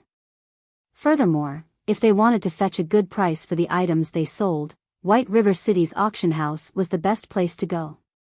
If they made it onto Zero Wing's blacklist, their relationship with the auction house would be severed. At the same time, Zero Wing's new position and influence in the kingdom attracted an unprecedented number of players who wanted to join the guild. In the past, Zero Wing's position as Star Moon Kingdom's overlord hadn't been infallible, but now, it was truly unshakable.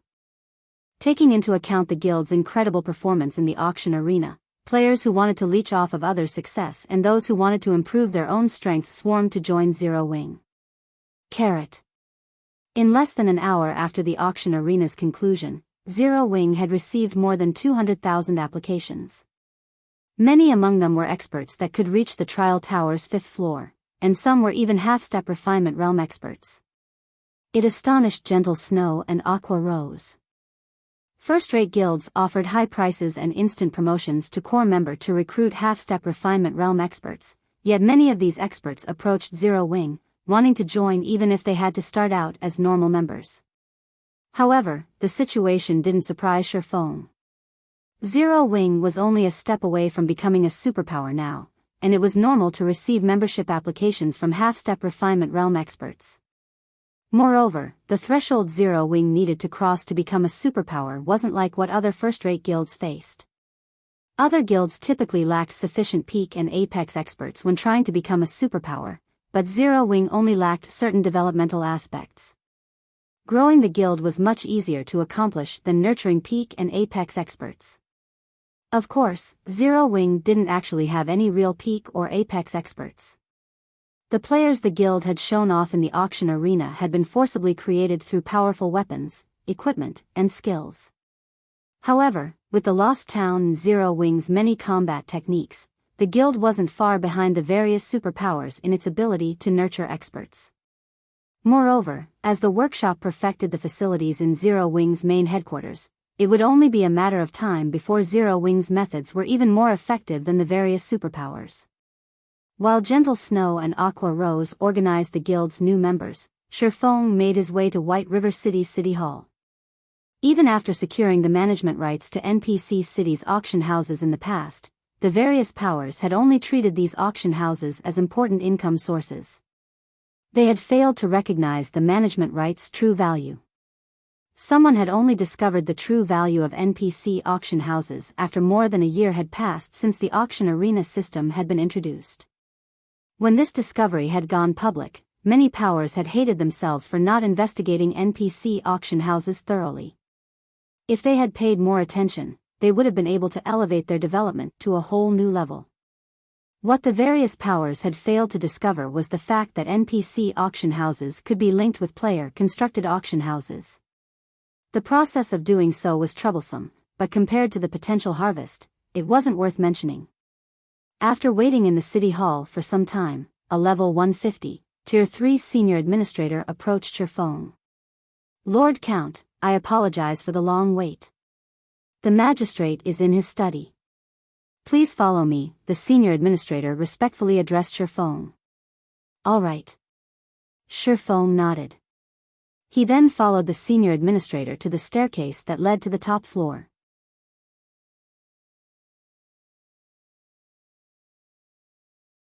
Chapter 2104, Proper Use of the Auction House.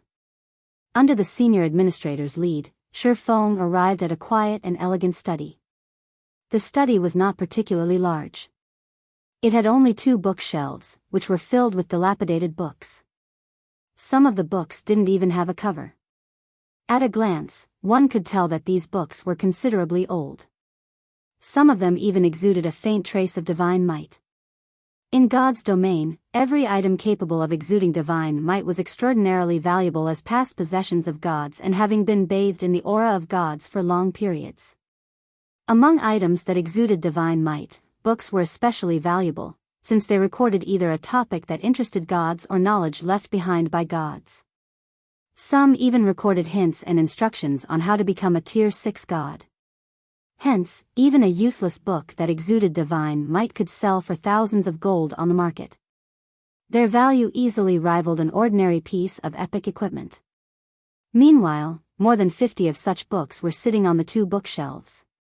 So, this is the study of White River City's City Hall? Horrifying was astonished as he gazed at the 2 bookshelves. From an ordinary player's perspective, there was nothing special about a magistrate meeting a player in his study. After all, the magistrate would not always remain in one location inside the city hall. However, what most people didn't know was that magistrates normally wouldn't ever meet with players in their studies. Only the manager of an NPC city's auction house would be allowed to visit the study of the respective city's city hall. One could say that this was a special privilege of auction house managers. Any other player would most likely never set foot in a city hall study. Tier 6 god-ranked players were no exception. One could also say that a city hall study was the most fortified location inside an NPC city. This wasn't because the study was protected by amazing magic arrays, but because it was located in a special space. Like in Otherworld, unless one gained permission to access it, even Tier 6 gods wouldn't be able to enter the study. At this time, Magistrate Weissman was sitting behind an office desk and reading a book made of pure gold under the sunlight shining through the window behind him. Compared to the previous time Horrifying met Weissman, the current Weissman was already a level 200, Tier 5 Grand Wizard. This could be considered one of the benefits of White River City being one of the first NPC cities to get promoted in God's domain. With a Tier 5 NPC guarding White River City, even Tier 4 players would not dare act rampantly inside the city.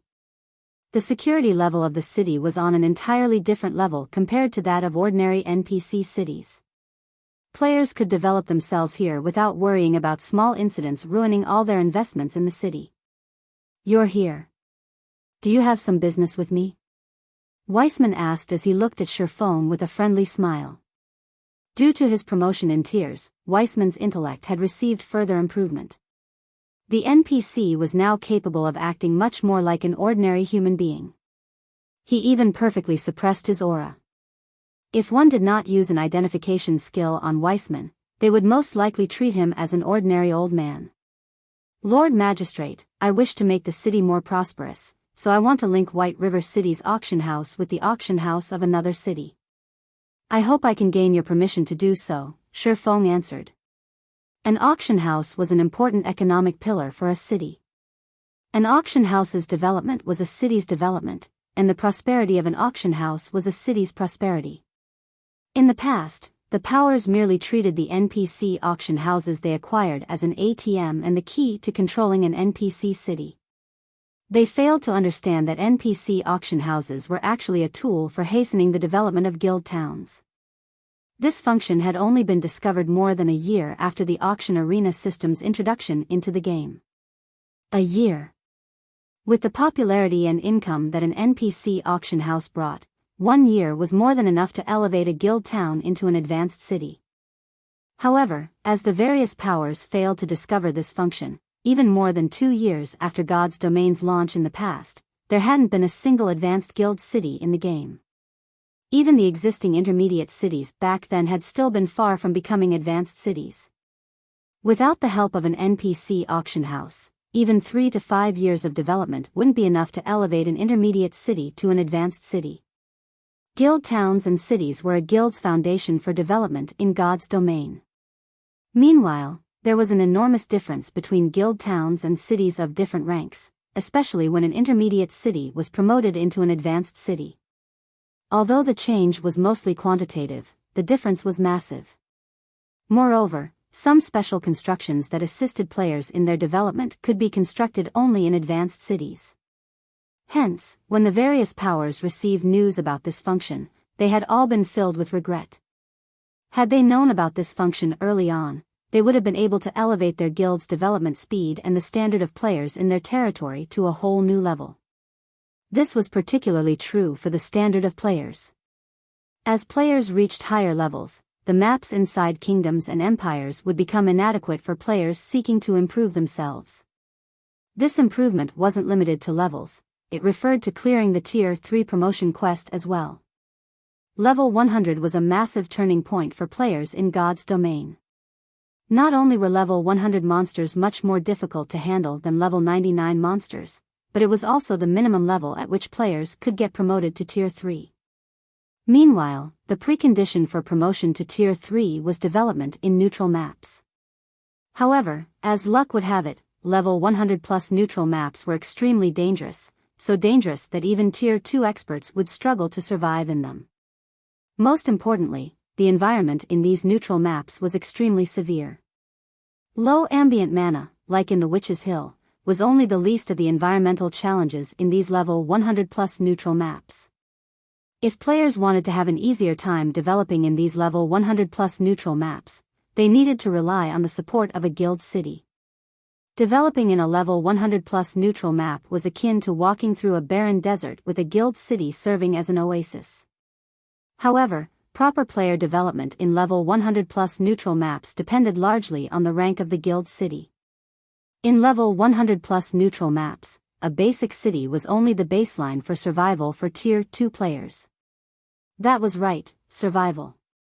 Basic cities merely protected players from dying from unexpected events. Only after reaching the intermediate standard would a guild city be able to provide players with a better life in neutral maps. Guild cities that had reached the advanced standard could provide players with comfortable lives even in level 100 plus neutral maps. Tier 3 promotion would also become considerably easier, which was the reason why the various powers of God's domain had been so desperate to obtain an advanced city of their own in the past. If a power could upgrade its guild city to the advanced standard early on, the speed of conversion to Tier 3 and the number of players converted would increase significantly. Said power could then widen the gap between itself and other powers. This was also the reason why Shifeng was so desperate to secure White River City's auction house. After all was said and done, superpowers were still superpowers. Zero Wing could not hope to match the resources and manpower they had on hand. Although everyone believed that Zero Wing was only one small step away from becoming a superpower, they failed to realize that a gigantic gap remained between Zero Wing and an actual superpower. Moreover, as more time passed, this gap would only become increasingly obvious, the so-called snowball effect. Currently, even the best players in God's domain had just started their journey in Tier 2, so the difference might not be so obvious. However, after players reached Tier 3, the gap would be glaring. If he did not set up a sturdy foundation for Zero Wing now, then once the various superpowers of God's domain started obtaining Tier 3 players, he might be able to protect himself, but Zero Wing might not be able to defend itself against superpowers. Link with the auction house of another city?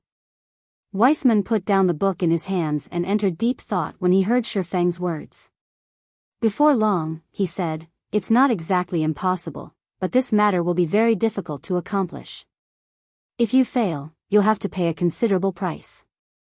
Are you truly willing to accept this task?" "Yes." Shifeng nodded seriously. He had long since known about this point, as he wouldn't have visited Weissman without preparation. "Which town or city would you choose?" Weissman asked. "Stone Forest Town." Shifeng replied. The Witch's Hill Zero Wing City was built in was a precious leveling ground. He couldn't possibly move Zero Wing City to a neutral map. Stone Forest Town, however, was a different story. The Stoneclaw Mountains the town was built in was already starting to lose popularity among players. Moreover, Stone Forest Town was already an advanced town and only a step away from becoming a basic city. He naturally had to prioritize its development. Although linking an NPC auction house with a guild town's auction house was slightly more difficult than doing so for a guild city's auction house, the difficulty was only on the standard of an epic team quest. To Shifeng's current self, completing such a quest would be no problem at all. "Alright, as White River City's magistrate, I will grant you this authority. Here are the tasks you need to complete. I hope you can succeed," Weissman said as he took out a parchment and handed it to Shifeng. Meanwhile, the moment Shifeng accepted the parchment, a system notification entered his ears. "System, you have accepted the inferior legendary quest, Road of Prosperity."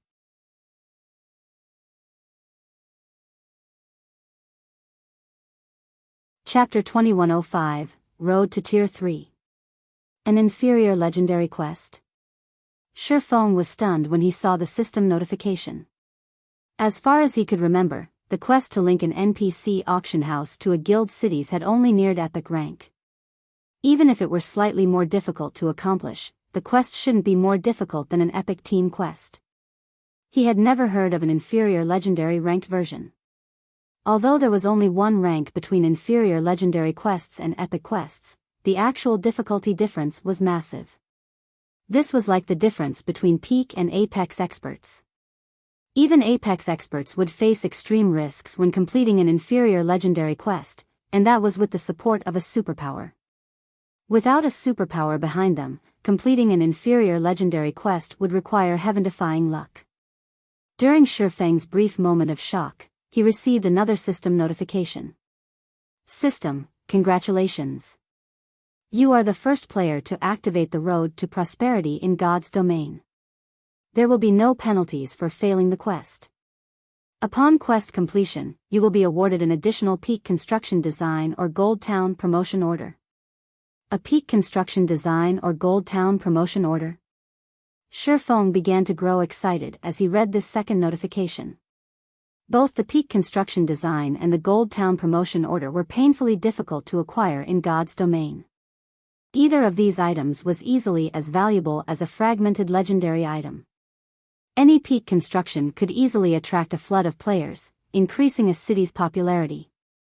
Peak constructions were also required to promote an advanced city to a main city. A guild city could only truly become a guild's main headquarters after becoming a main city, which even individual Tier 5 players would find difficult to take down. To destroy a main city, one would need a group of Tier 5 players or a Tier 6 God-ranked player. This was also why only guilds with a main city were considered true first-rate guilds. First-rate guilds generally had quite a few Tier 5 players under their command, and with the home ground advantage, these Tier 5 players could exhibit far greater combat power than ordinary Tier 5 players. Hence, even the various superpowers had invested a lot of time and effort to destroy a first-rate guild's main city in the past.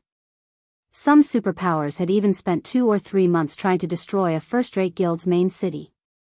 As for the Gold Town Promotion Order, it allowed players to promote an advanced town to a basic city unconditionally. Every superpower dreamed of commanding a basic city at this stage of the game. Not only would a basic city provide a stable source of income, but it would also allow its ruling superpower to control more territory. At the same time, a basic city was the basis for survival in level 100+ neutral maps. God's domain had plenty of level 100+ neutral maps, and every one of them had its own characteristics and resources. Occupying one of these neutral maps would certainly benefit a guild's members as they grew stronger.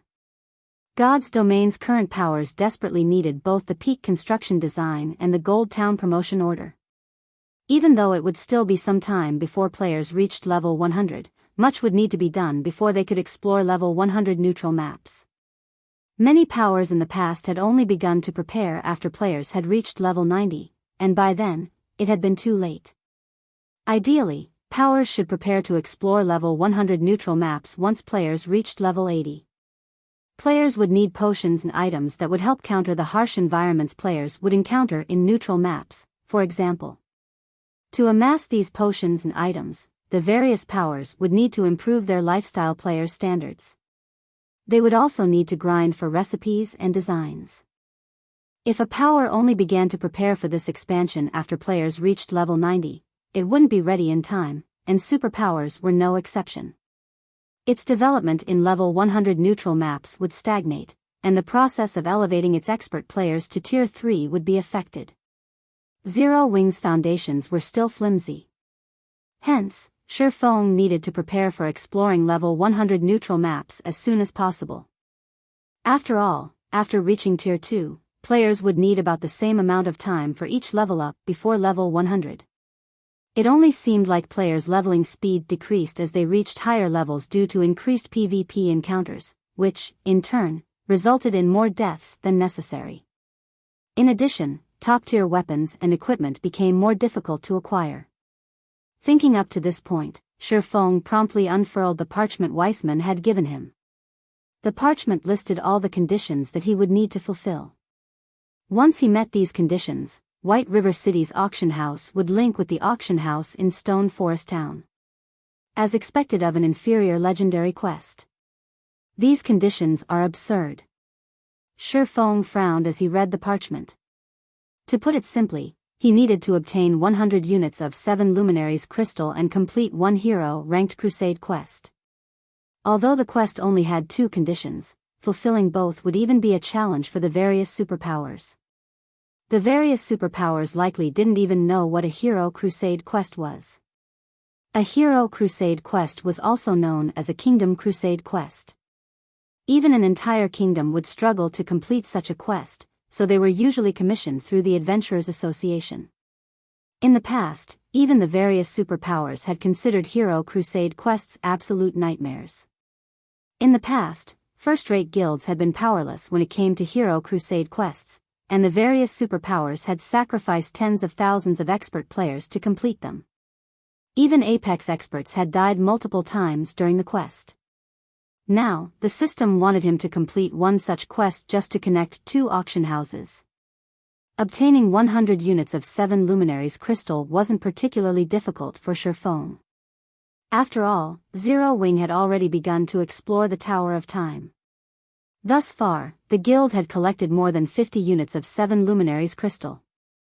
If he sent Cola and the other main force members to the tower, acquiring the rest of the required 7 Luminaries crystals wouldn't be overly difficult.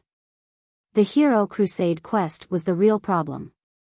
Ouroboros had once accepted a Hero Crusade quest when players had been around level 70.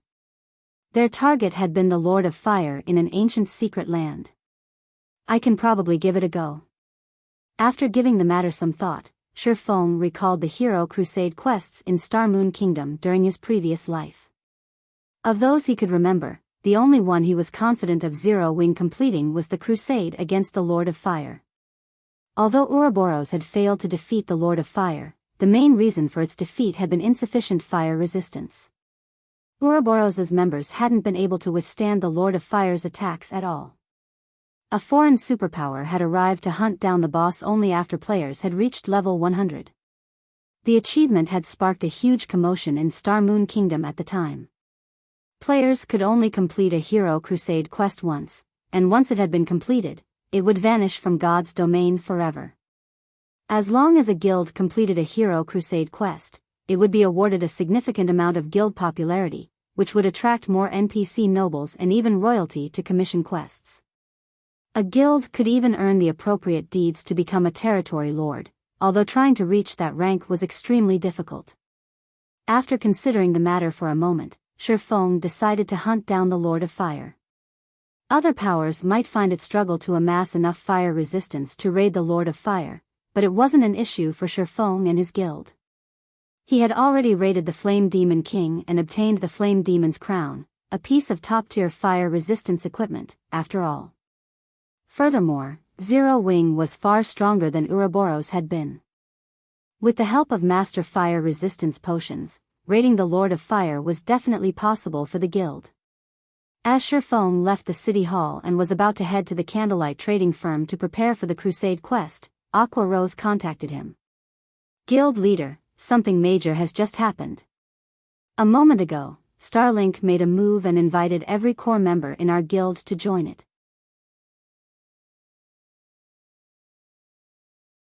Chapter 2106, Advanced Authority. Aqua Rose was stunned when she heard Shifeng's orders. Guild leader, are we really doing this? Aqua Rose hurriedly asked after snapping out of her daze. We're short on coins and credits right now because of the guild's development. I'm afraid that we won't last more than 2 days if we go through with this. Zero Wing had secured White River City's auction house, which significantly increased the guild's income, but the battle had also tremendously elevated the guild's fame, which had attracted more recruits and increased the guild's member count. Overall, the guild's funds were still stretched thin.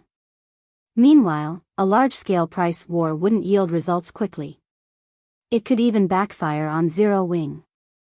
Starlink was its opponent this time, and the superpower had immense financial strength. Moreover, Zero Wing would be attacking Starlink's home turf.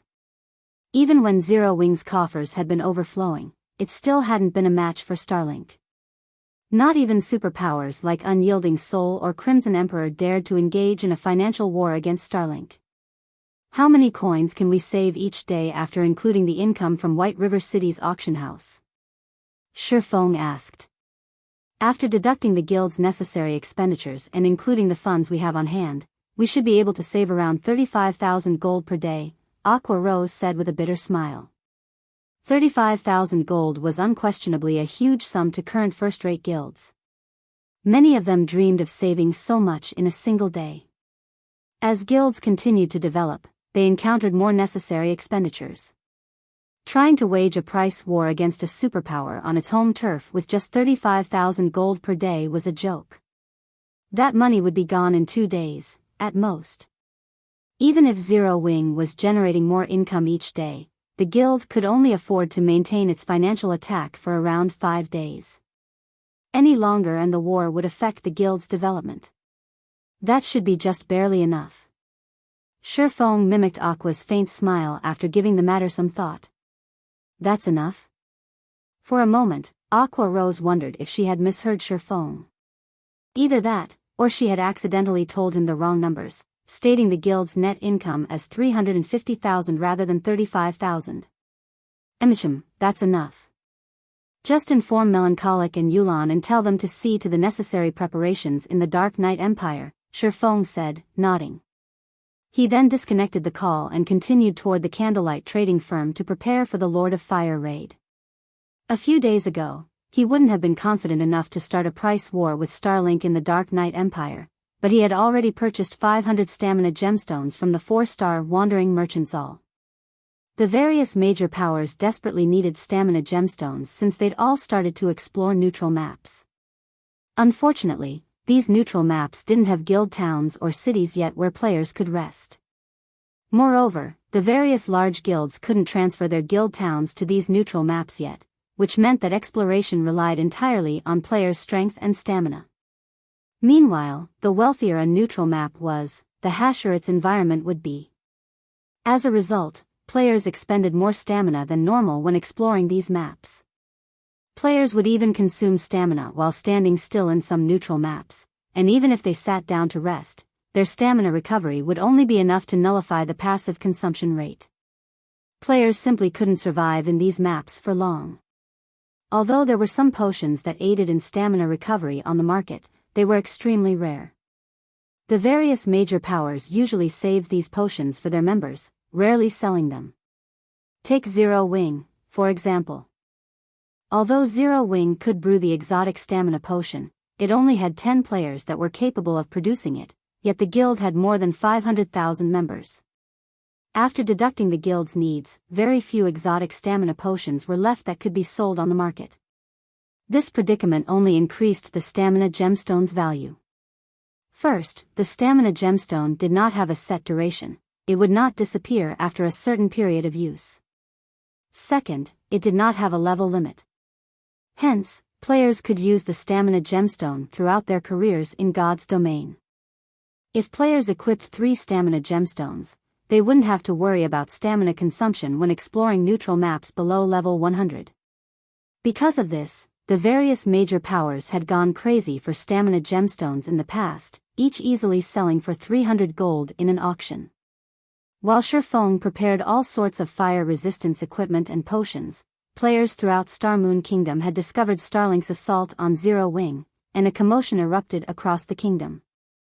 Starlink has finally made its move. I knew Starlink couldn't take the embarrassment of losing to Zero Wing lying down. Even though Zero Wing has many experts, the competition between the various powers is one of finances. How can Zero Wing possibly compete with Starlink without any backers? Starlink is pretty impressive, though. It's actually poaching Zero Wing's members by offering to triple their salaries. I've heard that several hundred Zero Wing members have already left to join Starlink. Moreover, a large number of them are advanced lifestyle players. This will likely wound the Candlelight trading firm. I would be tempted, as well. After all, they get to join a superpower and earn 3 times their normal salary. That's not all Starlink is doing. I've heard that it started to buy Starmoon Kingdom's materials at a high price, too. It is also selling similar products to the Candlelight trading firm at a much lower price. As a result, Candlelight's player traffic has decreased. Zero Wing's in trouble now. It has just secured White River City's auction house after fighting so hard, and just as it has gained the funds to start on the path toward becoming a superpower, Starlink had jumped in and made such a move. Zero Wing's development will likely stagnate. Sure enough, superpowers shouldn't be casually provoked. By this point, Starmoon Kingdom's players had gained a better understanding of superpowers' wealth. Although they had recently held an optimistic view of Zero Wing's future, hoping that Zero Wing could emerge victorious from a price war with Starlink was unrealistic. Meanwhile, a gorgeous woman in dark purple robes entered one of White River City's advanced bars. As soon as she spotted the middle-aged man wearing pitch-black leather armor at the bar, she hurried up to him. "Commander, I've just received a message from the Seven Sins. Not only has Starlink successfully secured 3 auction houses, but it has also become an advanced member in the Secret Chamber of Commerce. As an advanced member, the first thing Starlink did was use its authority to hold an advanced union. It looks like Starlink is trying to kick Zero Wing out of secret," Yi Luofei immediately reported. "An advanced union?" Yen Tianxing could not help but shake his head and sigh as he said, "Sure enough, hoping that a guild with no background can become a superpower is a fool's dream. Since that is the case, let's return to the Black Dragon Empire." Within the Secret Chamber of Commerce, there were 2 levels of membership, basic and advanced. Not only did advanced members enjoy greater authority and have more access to the chamber's resources, but they could also hold an advanced union to propose changes to the chamber's other advanced members. As long as more than half of the advanced members agreed to the proposal, it would be enacted immediately. One of the potential proposals included expelling basic members from the chamber. However, becoming an advanced member in the Secret Chamber of Commerce was extremely difficult. Not even all super guilds qualified for that level of membership, and Starlink's success in doing so was certainly shocking. Since Starlink was responsible for the proposal, Secret's advanced members would likely approve Zero Wing's removal to avoid provoking the superpower and prevent another from rising in God's domain. Now, not even the Secret Pavilion's objection could save Zero Wing from its fate. It was easy to imagine what end awaited Zero Wing if it lost access to the Secret Chamber of Commerce's sales channels. Shi Feng, who busied himself in the candlelight trading firm, received a frustrated notification from Yuan Tixin, as well. After today, Zero Wing was no longer a member of the Secret Chamber of Commerce, and all dealings it had with the chamber would be cancelled immediately. Guild leader Black Flame, this decision is a result of the Advanced Union's agreement. Although the Secret Pavilion voted against it, the 5 other advanced members voted for the proposal. There was nothing the pavilion could do, Yuan Tixin said apologetically. It's fine. It's the rules, after all. Although, I have to thank the pavilion for voting in Zero Wing's favor, Shi Feng said, chuckling. Although Zero Wing is no longer part of the Secret Chamber of Commerce, if your guild needs anything, the Secret Pavilion can help with small matters. Just contact me if you need anything in the future, Yuan Tixin sincerely offered. Thanks. Shi Feng nodded appreciatively. As Shi Feng learned of Zero Wing's banishment from the Secret Chamber of Commerce, news of the matter spread throughout Star Moon Kingdom, causing an uproar. Nobody would have imagined that Secret would annex Zero Wing without a second thought. With this, Zero Wing would find it even more difficult to survive Starlink's economic suppression. Zero Wing. Didn't you want to play? I'll give you my full attention this time. Lu Xinglua, in the distant Dark Knight Empire, laughed when he received the latest report on Zero Wing. Previously, he hadn't had the time to deal with Zero Wing, but now that Starlink has secured its position as the Dark Knight Empire's overlord, neither Unyielding Soul nor Crimson Empire was a match for its prowess in the Empire. Now that he didn't have to worry about Starlink's position in the Empire, he had the time to punish Zero Wing for angering Starlink. Meanwhile, Melancholic Smile and Yulan had just arrived in one of the 100 Flower Palace's shops in Dark Knight City that Zero Wing had taken over. Guild leader, all of Candlelight's shops in the Empire have been stocked with stamina gemstones and exotic stamina potions. We can start selling them at any time, Melancholic Smile reported after calling Shi Feng. Good. Begin the operation. Shi Feng commanded. It's about time we teach Starlink a lesson.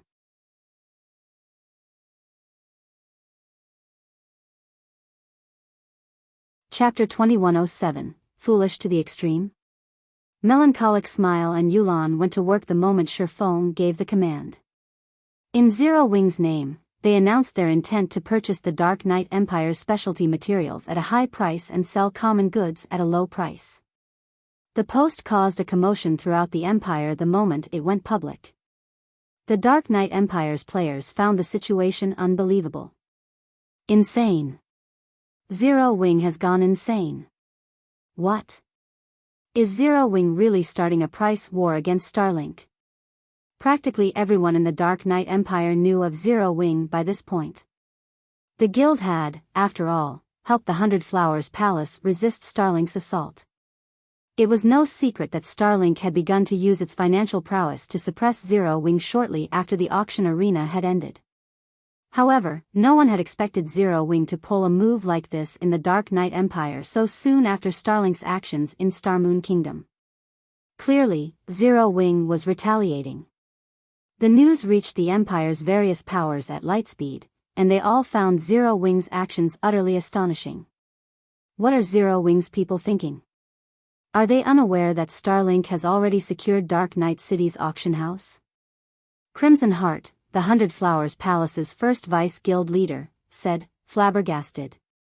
Starlink had already solidified its position as the Empire's overlord, and not even Unyielding Soul or Crimson Emperor would dare engage the superpower in a financial war. Moreover, Starlink had secured 2 other NPC auction houses. Its new financial strength was unimaginable. I've heard that Zero Wing's members have become jittery due to Starlink's suppression.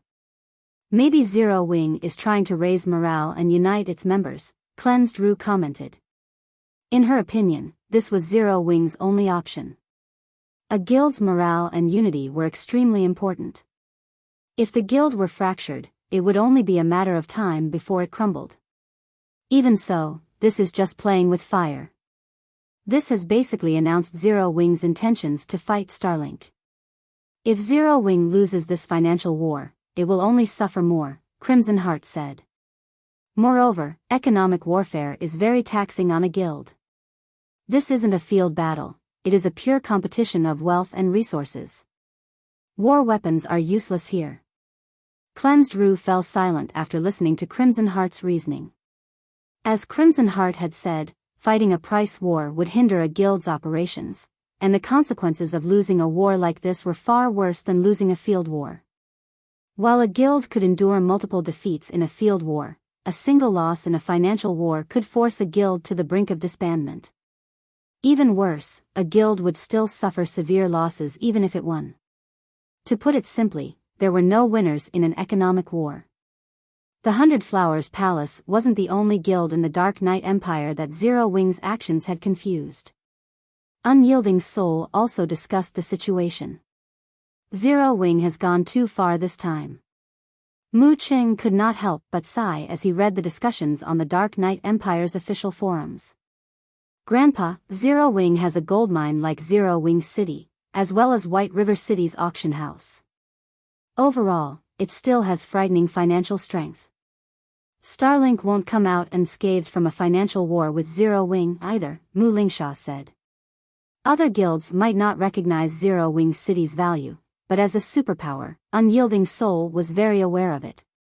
Aside from the daily entry fees, the teleportation services the city offered to players who wanted to visit the Otherworld Gate generated astonishing profits.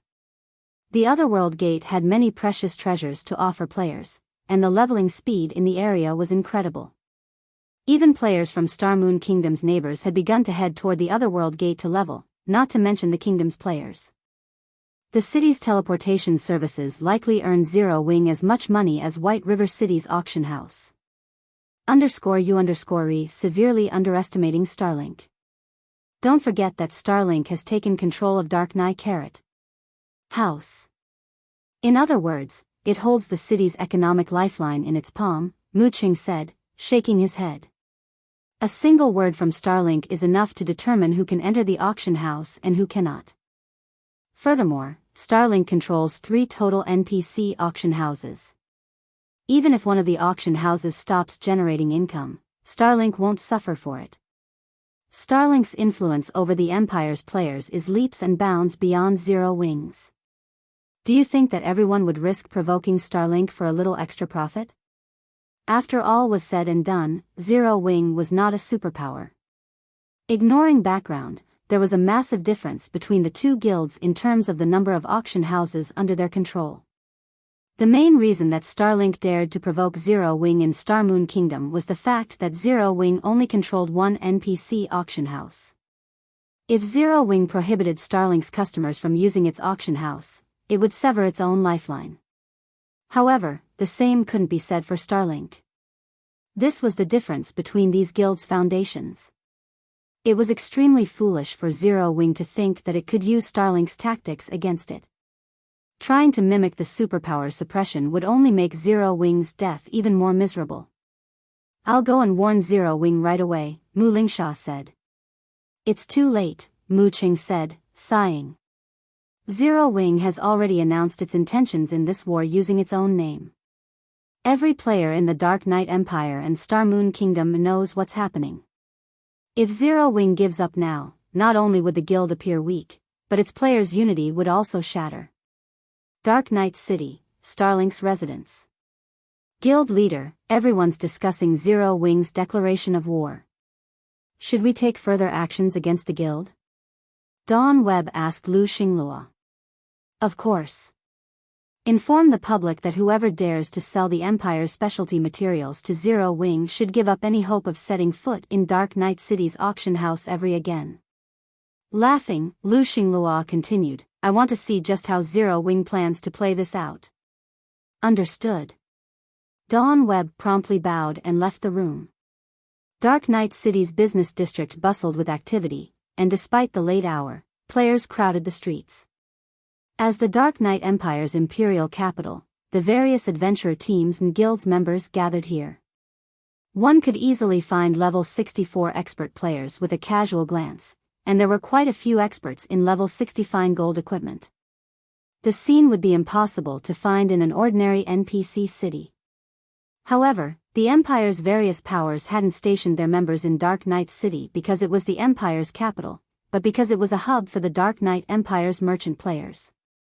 This ensured that the city had more resources than anywhere else in the Empire. If the Dark Knight Empire had something good to offer, it could be found in Dark Knight City. Items that were nearly impossible to find in other NPC cities were commonplace here, and the majority of these items flowed through Dark Knight City's auction house. Many players had become famous or wealthy overnight because they had chanced upon treasures selling for far less than they were worth in the city's auction house. Due to Starlink's ban on Zero Wing, no one was in a rush to visit the candlelight trading firm's shop in the business district. Very few players were willing to enter the shop since everyone was afraid of being banned from the city's auction house as well. Meanwhile, Melancholic Smile and Yulan were dumbfounded as they stood in Candlelight's empty shop. They were purchasing materials at a 30% markup and selling commonly used goods for 30% less than market value, yet only a small number of players had visited Candlelight's shops in the Empire since they had made their announcement over an hour ago. Anxious, Melancholic Smile contacted Shifeng and asked, "Guild leader, what should we do? Because of Starlink's ban, the players who visit Candlelight here only buy our low-priced goods. We're losing money and gaining nothing. We won't be able to affect Starlink's economy at this rate." "Starlink has banned us?" Shifeng laughed. "How quick of it. Guild leader, we're losing money here, yet you can still laugh?" Melancholic Smile asked, exasperated. "Now that Starlink has banned us, we can take action," Shifeng said. "Reveal the exotic stamina potions and stamina gemstones. Any player that wants to buy the exotic stamina potions can do so with the Empire's specialty materials. Auction off the stamina gemstones but only to players who sell us 1 gold of specialty materials.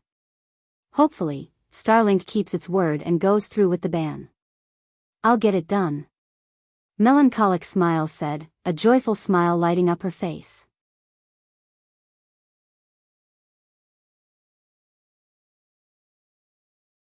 Chapter 2108, Dark Knight Empire Shaken. Although Melancholic Smile wasn't a combat player, she understood the exotic stamina potions and stamina gemstones value perfectly. Zero Wing's exchange prices for the exotic stamina potions rose each day, and now, not even the guild's basic elite members qualified to purchase the potions. The exotic stamina potions were only available to those who had been guild members for a long time, significantly contributed to the guild, and were advanced elite members. Moreover, advanced elite members were limited to 1 bottle every 3 days. Even so, the guild's daily supply wasn't enough to maintain its stock. It was clear how important the exotic stamina potions were to combat players. However, Melancholic Smile didn't find the situation unreasonable. Current players had moved beyond grinding within kingdoms and empires' borders. Most players ran toward neutral maps as soon as they were a high enough level. Not only did neutral maps offer more opportunities, but leveling in these maps also proved faster than the alternative. This was a part of God's domain's balance. Players wouldn't earn much if they developed in save areas, but if they took a risk, they could reap more rewards. The exotic stamina potions were a large part of the reason that Zero Wing's members had reached level 50 so quickly. The stamina gemstones were even more impressive. Although they weren't as powerful as the exotic stamina potions, they were everlasting. Moreover, the stamina gemstone would only become more effective as players reached higher levels. Players could use the gemstones forever, and they were a treasure that could give the various major powers a significant advantage over their competitors. Melancholic Smile immediately ordered a subordinate to set up a new counter for the exotic stamina potions. She also set up a small cabinet beside the counter to display the stamina gemstones and the necessary qualifications to bid for them in the auction. The moment these new features appeared in the shop, they attracted the few visiting players' attention. "Quick, look! There's a new counter. A new product? The independent players browsing the shop weren't from the Dark Knight Empire. They were merely visiting Dark Knight City to purchase and sell items. Hence, they didn't particularly care about Starlink's ban. Their base of operations wasn't in the Empire, and if they couldn't purchase items from Dark Knight City's auction house, they could simply visit an auction house in another empire. Since the candlelight trading firm was selling items below market price, they couldn't miss this opportunity to make a profit. So what if Zero Wing is pushing out a new product? Zero Wing overestimates itself if it thinks it can defeat Starlink in the Dark Knight Empire. An assassin from Starlink, disguised as an independent player, said disdainfully as he looked at the new counter. As far as he was concerned, his superior's orders to watch Candlelight was unnecessary. Even if the Dark Knight Empire's various major powers had 10 times the courage they currently displayed, they wouldn't dare offend Starlink for a little profit. Trying to counter Starlink's influence in the Empire's market by relying on independent players was simply a dream. Many of the Dark Knight Empire's precious materials could only be obtained with a certain degree of strength, and generally, only the various adventurer teams and guilds were strong enough. But as the Starlink assassin entertained such thoughts, someone's exclamation reached his ears. Crap! The exotic stamina potion. This shop is actually selling exotic stamina potions.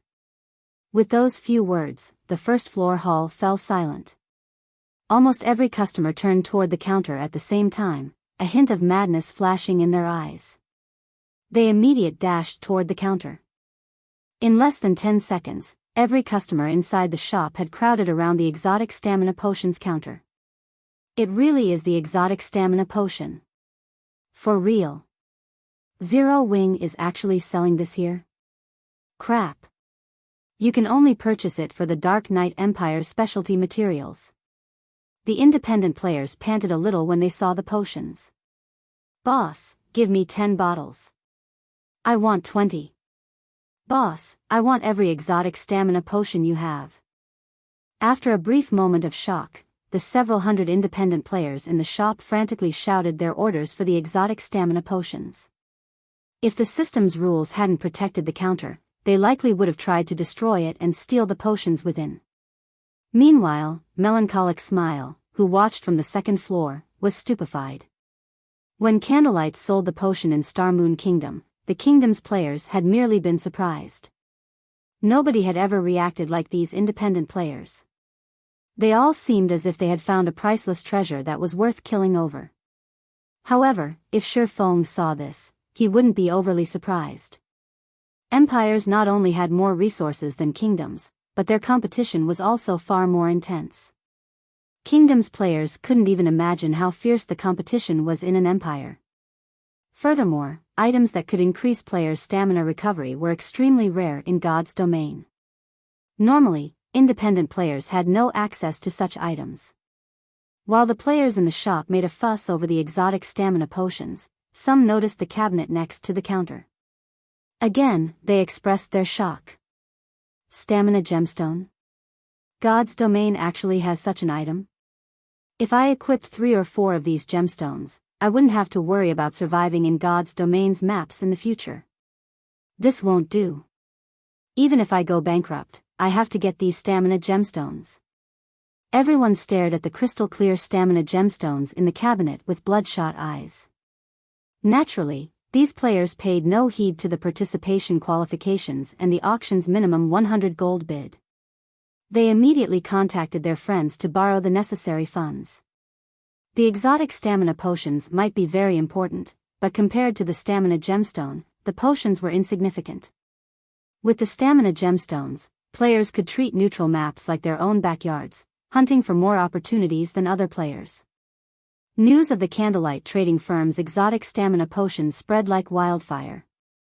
Not only did it reach every corner of Dark Knight City almost instantly, but players also began to discuss the gemstones on the Empire's official forums. Is Zero Wing insane? It's actually selling such a treasure. It seems Zero Wing really wants to go to war with Starlink. Fortunately for us, we can profit from this war. As long as we have enough stamina gemstones, exploring neutral maps won't be a problem. For a moment, the stamina gemstone's appearance caused an uproar in the Dark Knight Empire. The various adventurer teams, in particular, sent their members to Candlelight's shop in Dark Knight City to purchase a stock of the gemstones for their members. Other players might be afraid of being barred from the city's auction house, but adventurer teams like theirs weren't. After all, they could simply visit other auction houses. At most, they might have to visit another empire to shop. However, once they had the stamina gemstones, they would have an advantage over other powers when exploring neutral maps. They simply couldn't miss such a rare opportunity. The Dark Knight Empire's various large guilds secretly sent members to the Candlelight trading firm as well. This was just as much of an opportunity for them as it was for the various adventurer teams. Not even Starlink could dissuade them from purchasing stamina gemstones. If they disguised their members as independent players, Starlink would have a difficult time discovering their actions. Less than an hour after the public discovered the stamina gemstones, players crowded Candlelight's previous deserted shop in Dark Knight City. It was even more crowded than the city's auction house right now. Moreover, the prices for the Empire's specialty materials in Dark Knight City had doubled within the past hour due to Candlelight's auction requirements. Even so, none of the various large guilds or adventurer teams harbored any thought of taking advantage of this opportunity to sell their materials for a quick profit. For a time, chaos reigned over Dark Knight City's market. Eventually, the various superpowers' upper echelons, who were preoccupied with exploring neutral maps, received news of Zero-Wing stamina gemstones.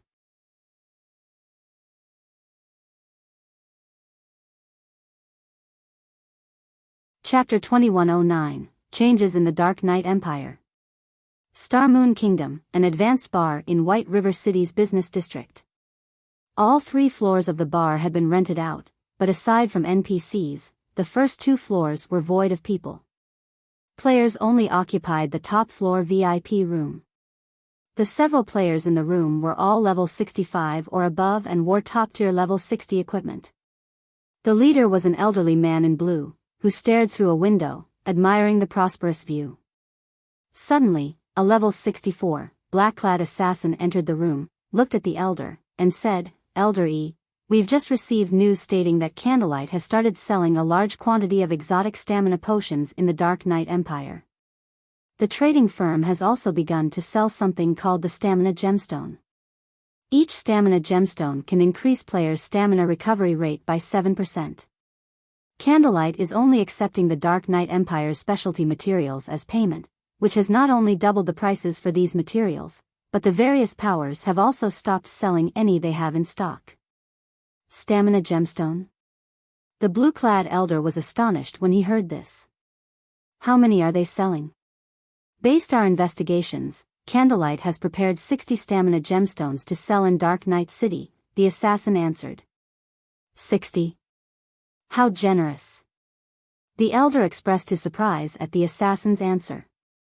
Has Zero-Wing gone insane? Players who frequented neutral maps understood how valuable items like the stamina gemstones were. Moreover, the more stamina gemstones one had equipped, the more valuable they would become. With 60 stamina gemstones, one could outfit a 20-man team that would then be able to operate in a neutral map without having to return to a city to recover stamina. The profits one could gain from such a team would be frightening, especially when exploring a new neutral map. If Zero-Wing organized such a team, it would gain a tremendous advantage over its competition. Yet, Zero-Wing willingly sold the stamina gemstones, sacrificing such a wondrous opportunity. Only a lunatic would pull a stunt like this. It seems we still underestimate Zero-Wing. Starlink will have a hard time preventing the guild from affecting its economy. Prepare the necessary materials immediately. We're heading to Dark Knight City, the blue-clad elder commanded as he stood from his seat. He, like everyone else in God's domain, had thought Zero-Wing was simply making a fool of itself by challenging Starlink in the Dark Knight Empire, but now, it seemed that everyone had underestimated the guild's determination and strength. Likely no one had thought that Zero-Wing was willing and able to make such a move. The Dark Knight Empire's various major powers had taken a step back in respect of Starlink, but now that their future was on the line, no one would heed Starlink's warnings. With how tempting the stamina gemstones were, the prices of the Empire's specialty materials would rise astronomically. Unlike the usual rare materials, specialty materials were unique to a specific country. Starlink used the Dark Knight Empire's specialty materials as the Starlink trading firm's foundation in the competition with other kingdoms and empires' trading firms. If the prices of the Dark Knight Empire's specialty materials reached absurd heights or supply were severed, Starlink's profits would plummet. After all, the various superpowers relied on their trading firms and wide connections as their main sources of income, and for Starlink, these relied on the Empire's specialty materials as a foundation. Without this foundation, Starlink would struggle to make money through its trading firm. Meanwhile, a deathly silence reigned in the guild leader's office, which Lu Xinglua occupied, in Starlink's Dark Knight City residence. None of the guild upper echelons present in the room dared to utter a single word. In a short hour, Starlink had gone from able to purchase more than 10,000 specialty materials to only several hundred. Moreover, this number continued to fall as time passed. Not only had this situation severely impacted Starlink's ability to produce specialty merchandise, but it had also drastically increased production costs. Ultimately, Starlink had three main income sources for coins. The first source was the guild's trading firm. The second was its money farming teams and the guild members completing guild quests. The third source came from the guild's towns. Although Starlink now had NPC auction houses as a fourth source of income, it had just taken these auction houses over. It would still be some time before the guild earned a significant amount of profits from this source. A minor income decrease due to Zero Wing's interference would have been tolerable, but its impact wasn't minor at all. At this point, the Starlink trading firm generated 20% less profit than usual, and that percentage continued to increase.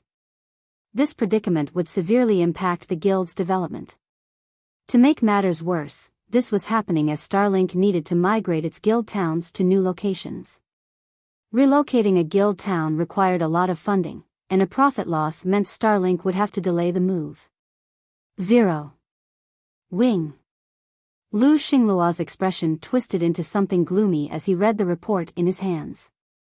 He then turned toward Dawn Webb and growled, "Notify our subordinates to increase the purchase price for Star Moon Kingdom specialty materials immediately."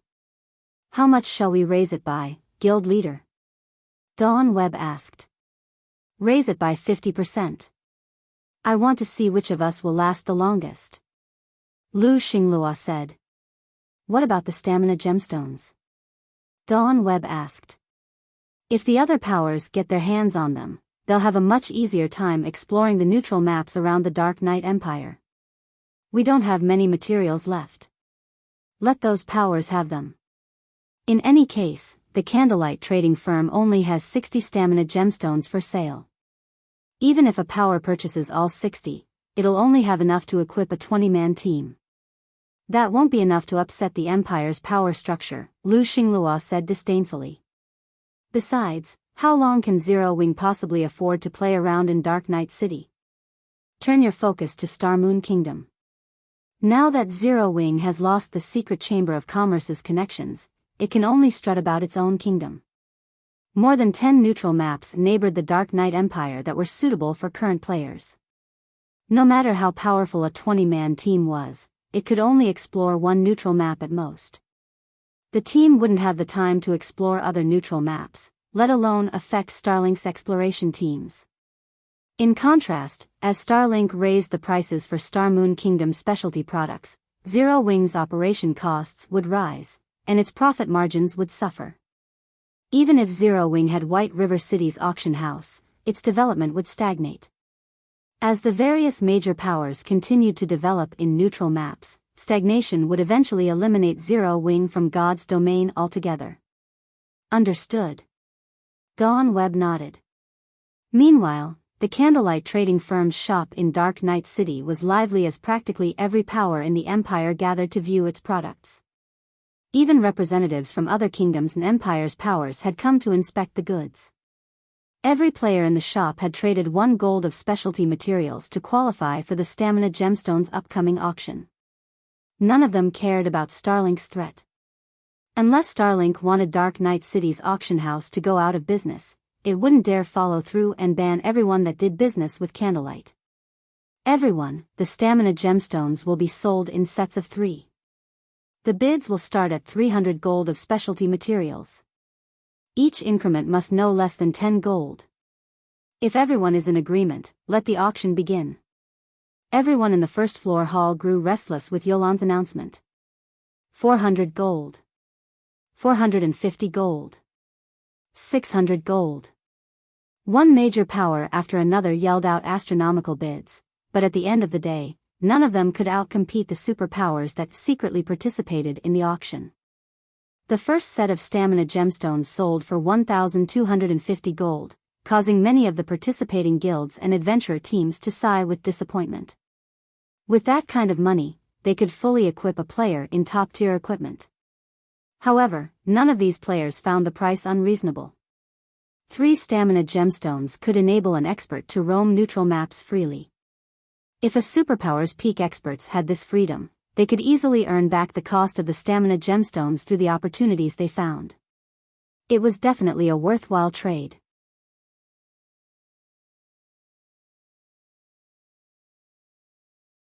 Chapter 21:10, Situation Changes. News that the Candlelight trading firm would sell stamina gemstones long-term spread throughout the Dark Knight Empire like wildfire. Small guilds and adventurer teams that hadn't expressed any hope of obtaining stamina gemstones began to grow restless. Candlelight is selling stamina gemstones long-term? This is interesting. Our chance to grow stronger has finally come. Although the 60 stamina gemstones had been tempting, it simply wasn't enough to go around. There were already 3 superpowers in the Dark Knight Empire, not to mention first-rate guilds and top adventurer teams. There were also hidden dark forces. Small guilds and low-ranked adventurer teams had no chance of securing stamina gemstones, and even if they won a bid, what could they possibly accomplish with only 3 gemstones? However, Candlelight's recent revelation had changed the situation.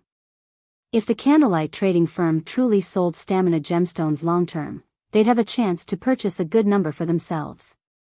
Candlelight was only accepting the Dark Knight Empire's specialty materials as currency, and even if the various superpowers had a large stock of these materials, there was a limit.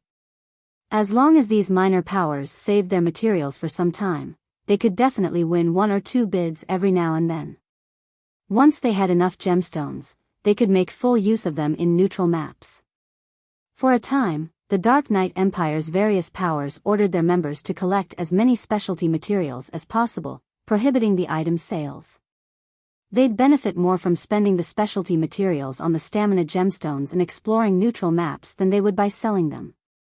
Furthermore, other powers would overtake their progress if they didn't secure stamina gemstones early on.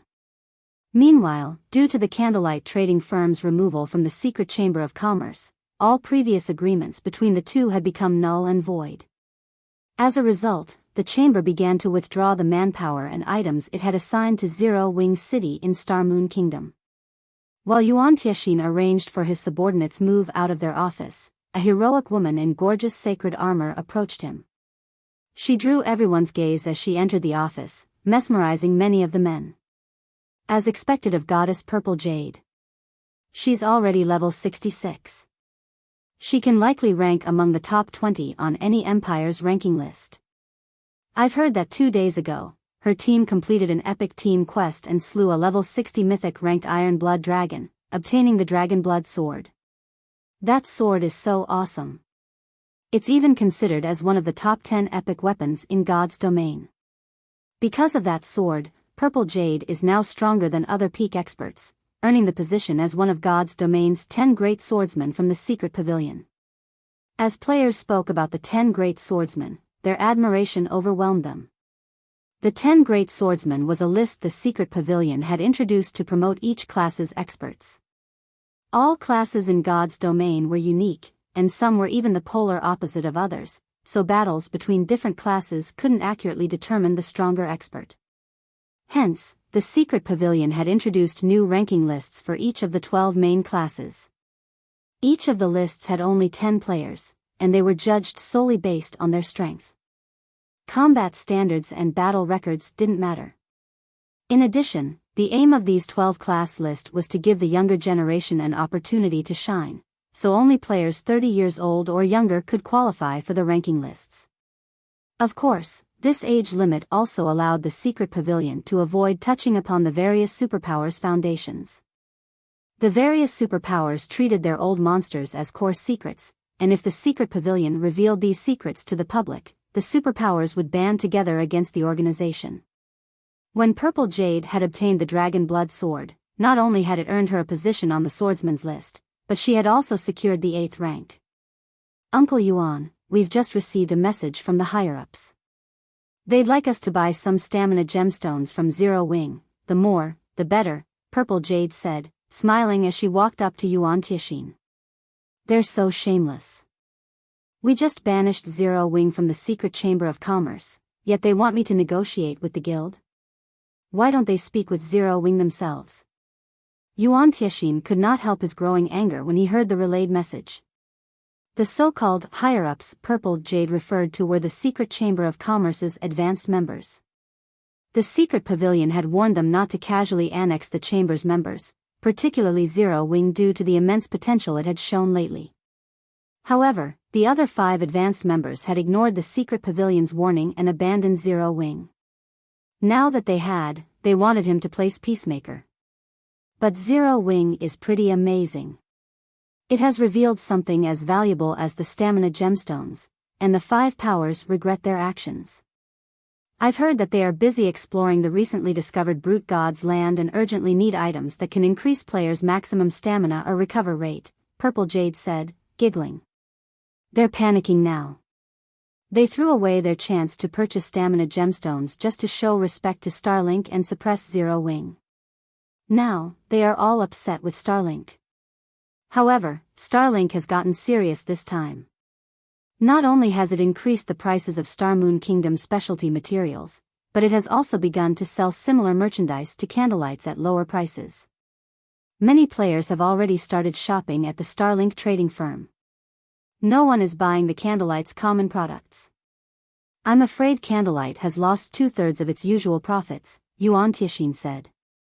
To make matters worse, the Or Empire's powers have been eyeing Zero Wing's territory. In comparison, Starlink only has to worry about Zero Wing's stamina gemstones. Although the stamina gemstones are valuable, Starlink isn't a superpower for no reason. With 3 NPC auction houses and the Starline Corporation's support, its financial prowess isn't so easy to shake. Moreover, Starlink has control of a fortress in the ancient undead country, the Dark Knight Empire's most important neutral map. It is simply too difficult for Zero Wing to impact Starlink's finances negatively. The ancient undead country was a new expansion pack that had triggered in the Dark Knight Empire, and Starlink was responsible for triggering it. The ancient undead country had once been a massive empire, but due to an ancient war, it had fallen into ruin. It was no exaggeration to say that the ancient undead country was even richer than the Or Empire in resources. Moreover, it housed the only known God mode regional dungeon among the dozen or so neighboring kingdoms and empires. Because of the power Starlink held in the ancient undead country, even the various super guilds feared the superpower and had to pay it proper respect. God's Domain's super guilds didn't just fear Starlink due to the Starline Corporation's backing, and if that were the only strength the guild had, the Secret Chamber of Commerce's advanced members wouldn't have allowed Starlink to join their ranks. Zero Wing is fully capable of returning to the Secret Chamber of Commerce with its stamina gemstones. The 5 other powers wouldn't object. If Zero Wing regains access to our sales channels, it could certainly afford to continue its fight with Starlink while growing even stronger, Purple Jade said, nodding. She, too, understood how powerful Starlink was, and the fact that Zero Wing had made the superpower suffer as much as it had already was impressive. Indeed. Yuan Tixin agreed with the young woman. Starlink would struggle to suppress Zero Wing financially if the smaller guild returned to the Secret Chamber of Commerce. Following which, Yuan Tixin contacted Shifeng to report the good news.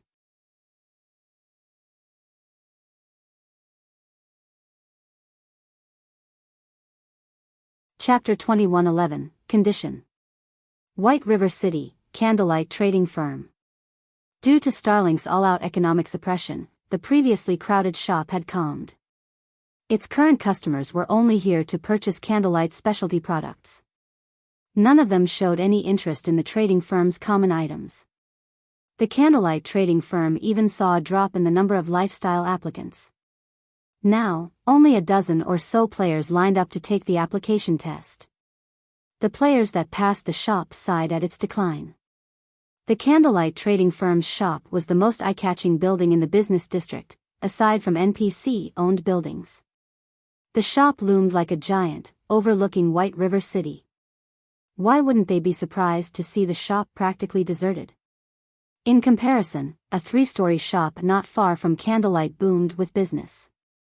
Practically every player in the business district rushed toward the shop. Starlink really is ruthless. Not only has it set up shop in every NPC city that the Candlelight trading firm occupies, but it's also selling common goods at half the normal rate. It is basically selling items at cost. Purple Jade was astonished when she saw how popular the Starlink trading firm had become. Starlink was throwing away enough money to give an ordinary superpower a heart attack. Not even the secret pavilion would casually sacrifice so much income. However, Purple Jade had to admit that Starlink's strategy was effective, practically stealing all of the Candlelight trading firm's customers. Not only had Candlelight's sales plummeted, but its lifestyle players' income had suffered as well. Including Starlink's mass recruitment for skilled lifestyle players, many of Candlelight's intermediate and advanced lifestyle players had jumped ship. If this persisted, it would destroy the Candlelight trading firm, and Zero Wing would stagnate due to the lost profits. Zero Wing was no longer a small guild, it had become a gigantic existence. Even if the guild avoided massive operations, it still needed to spend an astronomical amount of money each day. The guild might maintain its lead over its competition for a while, but if Zero Wing's development ground to a halt, it would only be a matter of time before it was overtaken by the other powers. Furthermore, multiple hostile superpowers still searched for a chance to tear the guild apart. These factors were a large part of the reason that Starlink had invested so much into targeting the Candlelight trading firm's business. Otherwise, it never would have paid such a painfully high price. This situation is why we are here. If this weren't happening, we wouldn't have any leverage to negotiate with Zero Wing, Yuan Tianxin said seriously. Alright, let's hurry inside. Yuan Tianxin then entered the Candlelight trading firm, while Purple Jade followed behind him after taking one last look at Starlink's shop. The moment these two players entered the shop, the various reconnaissance players from Star Moon Kingdom's various powers focused on the pair. Why are the secret pavilions Yuan Tianxin and Purple Jade visiting the Candlelight trading firm? Didn't the secret chamber of commerce already expel Candlelight? Why are these two here? Does Secret intend to re-invite Candlelight? The various powers players quietly discussed their guesses as they watched Liang Jing lead the pair to the second floor. News of the Candlelight trading firm's exile from the secret chamber of commerce had spread throughout Star Moon Kingdom. It was precisely the reason that Starlink's suppression against Zero Wing was so effective. Meanwhile, Yuan Tianxin and Purple Jade were some of the secret pavilion's VIPs. These two shouldn't have any reason to visit Candlelight now that it wasn't a member of the secret chamber of commerce. The only plausible explanation involved the stamina gemstone Zero Wing sold in the Dark Knight Empire. The stamina gemstone's importance to the various powers went without saying, especially to superpowers. However, only Zero Wing currently had access to their source. The secret chamber of commerce would find it difficult to convince Zero Wing to share these gemstones unless it offered a token of its sincerity. The best expression it could offer required reinstating the Candlelight trading firm's membership in the secret chamber of commerce and offering additional remunerations. TIS reconnaissance members immediately reported the situation to their superiors, and very quickly, news of Yuan Tianxin and Purple Jade_'s visit reached the kingdom's various powers. Things are going to get interesting, Commander. Starlink has gone through great lengths to kick Zero Wing out of secret, yet Zero Wing's stamina gemstones are about to ruin its plans, Luofei, who read her subordinate's latest report in FFF Adventurer Team's residence in the distant Black Dragon Empire, said. Smiling, she continued, when Starlink's upper echelons learn of this, they'll die from anger. That depends on whether or not Zero Wing wants to rejoin the secret chamber of commerce, Yan Tianqing responded absently as he polished his short sword. Why wouldn't it? Yi Luofei asked strangely. Zero Wing can resolve the issues it faces in Star Moon Kingdom immediately by rejoining secret. Although Starlink's efforts will still affect its business to a certain extent in Star Moon Kingdom, it'll be tolerable. Why wouldn't Zero Wing want to rejoin secret? Will Black Flame really abandon his guild's development because of the minor humiliation? Any other guild would definitely accept Secret's attempts to reconcile, but Zero Wing has always been overbearing. There's a high chance that the guild will refuse the offer, Yan Tianqing said. This is also Zero Wing's flaw. If Zero Wing can fix that, it has a high chance of becoming a superpower in the future. That can't be possible, can it, Commander? Would Zero Wing really sacrifice such a vibrant future? Yi Luofei asked, surprised. It's highly possible. After all, Zero Wing has always operated in such a way, Yan Tianqing said, sighing. I used to be like that, too, and as a result, I missed that final step. Hopefully, Zero Wing will make the right decision. Star Moon Kingdom's various superpowers were eager to hear Zero Wing's final decision, but unlike Yan Tianqing, most of them assumed that Zero Wing would jump at the chance to rejoin the secret chamber of commerce. It was, after all, the only way that Zero Wing could recover from its current predicament. While the various powers secretly discussed the matter, Yuan Tixin and Purple Jade waited in Candlelight Trading Firm's VIP reception room in silence, watching Shifeng. Guild leader Black Flame, the secret pavilion will reinforce Zero Wing's permanent membership in the secret chamber of commerce. From now on, not even advanced members will have the authority to expel your guild. In addition, if Zero Wing agrees to sell a large number of stamina gemstones, several of the chamber's advanced members will offer 10 additional sales channels in their own headquarters. With this, not even Starlink will achieve much by targeting Zero Wing financially, Yuan Tixin said. May I know your thoughts on this offer, guild leader? Even Yuan Tixin found the higher-ups' conditions surprising. The 10 additional sales channels were an extraordinary offer, all of which came through the shops in Empire's imperial capitals. These sales channels were far more valuable than those the chamber's basic members had access to. With them, the Candlelight Trading Firm's profits would rise to a whole new level. Your conditions are quite tempting, Shifeng said, nodding slightly as he read the contract Yuan Tixin had handed him. However, they're not enough. Yuan Tixin found Shifeng's reply understandable. After all, the man should be enraged over Candlelight's removal from the secret chamber of commerce. Softly, Yuan Tixin asked, what conditions do you have in mind, then? I only have one condition. Looking straight at Yuan Tixin, Shifeng chuckled and said, I want advanced membership in the secret chamber of commerce.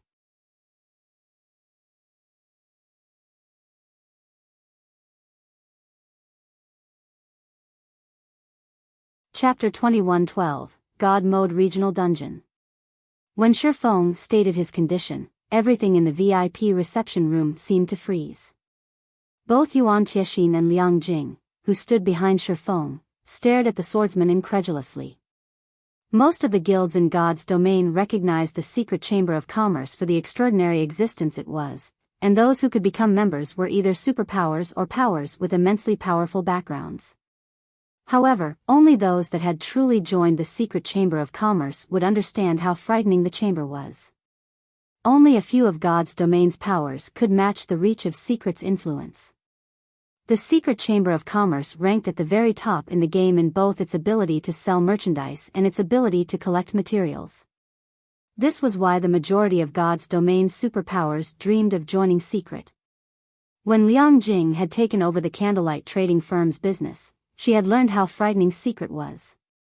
She was not a pure gamer like Shifeng, but she had managed a company before, so she knew business and economics far better than most of God's domain's players. She already found it astonishing that Zero Wing had become a member of the secret chamber of commerce. She hadn't expected such exceptional results from Shifeng. But now, the man demanded status as one of Secret's advanced members. She had no idea what to say about this. His demand was beyond daylight robbery. Guild leader Black Flame, this condition is simply impossible. Do you know what price the Secret Chamber of Commerce's advanced members had to pay to get to their position? Contrary to expectations, Yuan Tixin wasn't angry about Shi Feng's condition. Instead, he calmly said, I can tell you now that even with over tens of thousands of stamina gemstones and all of Zero Wing City, you still wouldn't qualify to become an advanced member. Even super guilds coveted the Secret Chamber of Commerce's advanced membership, but the number of super guilds that actually became advanced members could be counted on one hand. If Starlink hadn't handed over an astronomical amount of resources and advanced members' status in the Secret Chamber of Commerce was extraordinary. Not only did they have access to more sales channels, but they also had some control of the chamber itself and received 5% of the chamber's profits. While 5% might not seem like much, it was enough to rival 50% of an ordinary superpower's income with the scale of Secret's operations. In other words, by becoming an advanced member in the Secret Chamber of Commerce, one would gain half of an ordinary superpower's resources. Claiming that one could become a titan in God's domain by becoming an advanced member was no exaggeration. How could a few stamina gemstones possibly rival such benefits? Stamina gemstones might be a significant boon to players in neutral maps right now, but as players leveled up, they'd acquire better items. Naturally, players would find more items that increased maximum stamina and stamina recovery. They wouldn't have to worry about lacking stamina items in the future. Furthermore, stamina gemstones were very scarce right now. Zero Wing didn't have enough to affect the big picture. At most, it had enough for the various powers to gain a slight advantage when exploring neutral maps. Elder Yuan, I know the value of advanced membership, Shi Feng said, smiling. Naturally, I have my reasons for stating this condition, I'm not just spouting empty words. Oh. What is Guild leader Black Flame willing to offer, then? Yuan Tixin could not help his growing curiosity. Yuan Tixin, more or less, understood Shi Feng's personality. The man wasn't some ignorant fool. He was a domain realm expert, and if he dared to say such a thing, he had the confidence to back it up. However, Yuan Tixin also found it very difficult to imagine what Zero Wing could possibly offer to convince the secret pavilion that Zero Wing should become an advanced member. I'll hand over 40% of Stone Forest Town's shares, Shi Feng declared. Stone Forest Town? Yuan Tixin was stupefied by Shi Feng's answer. For a moment, he even wondered if he had heard wrong. Guild leader Black Flame, are you talking about the Stone Forest Town in the Stoneclaw Mountains? That's right. I'm talking about that Stone Forest Town. Shi Feng nodded. Guild leader Black Flame, if you are not interested in this transaction, I won't force you to agree to it. If there is nothing else to discuss, we'll be taking our leave, Yuan Tixin said as he inwardly rolled his eyes at Shi Feng. He was sure that Shi Feng was toying with him. Not even 2 zero-wing cities would be enough to buy an advanced membership in the Secret Chamber of Commerce, let alone an advanced town like Stone Forest Town. Moreover, Shi Feng only offered 40% of the town's shares. Even Liang Jing felt that Shi Feng had gone overboard with his latest joke. Stone Forest Town was indeed an excellent advanced town, but the map it occupied was no longer suitable for players to level up. Stone Forest Town wasn't even worth as much as Silverwing Town, much less Zero Wing City. What if I tell you that I can move Stone Forest Town to the ancient undead country's bottomless abyss? Shi Feng unhurriedly mentioned as he watched Yuan Tixin stand from his seat and turn to leave. What? Yuan Tixin was stunned. He spun around and demanded, are you telling the truth? As far as the secret pavilion knew, the ancient undead country's bottomless abyss was the only God mode regional dungeon in God's domain. The bottomless abyss was a level 60 to level 100 super large-scale regional dungeon, and not only did it have far more resources than Azura mode regional dungeons, but the dungeon's monsters also dropped 7 luminaries crystals. Unfortunately, the ancient undead country's environment was exceptionally harsh. players would have an extremely difficult time surviving inside the dungeon. In fact, entering and leaving the dungeon was immensely troublesome, not to mention exploring it. A large part of the reason that the Secret Chamber of Commerce had agreed to promote Starlink to advanced membership was the guild's willingness to hand over the fortress it had obtained in the ancient undead country. Otherwise, Starlink would have needed to offer a lot more to elevate its membership. Yen Tixin could not fathom how Shifeng could move Stone Forest Town to the bottomless abyss. Setting up a guild town in a neutral map was already incredibly difficult, not to mention setting one up in a god mode regional dungeon. However, if what Shifeng said were true, the bottomless abyss would become one of Zero Wing's backyards. Exploring the regional dungeon would become at least half as difficult, and players wouldn't need to worry about their survival in the bottomless abyss. Of course. Shifeng nodded. The idea would be delusional at best for others, but for Shifeng, the task was only somewhat difficult, not entirely out of the question. To complete the task, Zero Wing would need a large stock of resources, enough that not even top-ranked first-rate guilds would be able to afford it. Originally, Shifeng had planned on setting up Stone Forest Town in a neutral map outside of Starmoon Kingdom, but now that the ancient undead country had been discovered, he dismissed his initial plans. God mode regional dungeons were treasure troves, and even the various superpowers would fight for control of the areas. Since someone had discovered the ancient undead country now, and the secret pavilion had come knocking on his door, Shifeng wouldn't ignore this opportunity. Even so, that's not enough. It's only a town in a regional dungeon, Yuan Tixin said, but looking at Shifeng's confident expression, he couldn't help but return to his seat. This is the most sincere offer I can make. If it isn't possible, then I can only apologize for the inconvenience, Shifeng said, chuckling at the interest flashing in Yuan Tixin's eyes. I am absolutely certain that the higher-ups will not agree. You'd be better off requesting another condition, Yuan Tixin responded with conviction. After giving the matter some thought, Shifeng said, since that is the case, then I want Starlink's advanced membership revoked.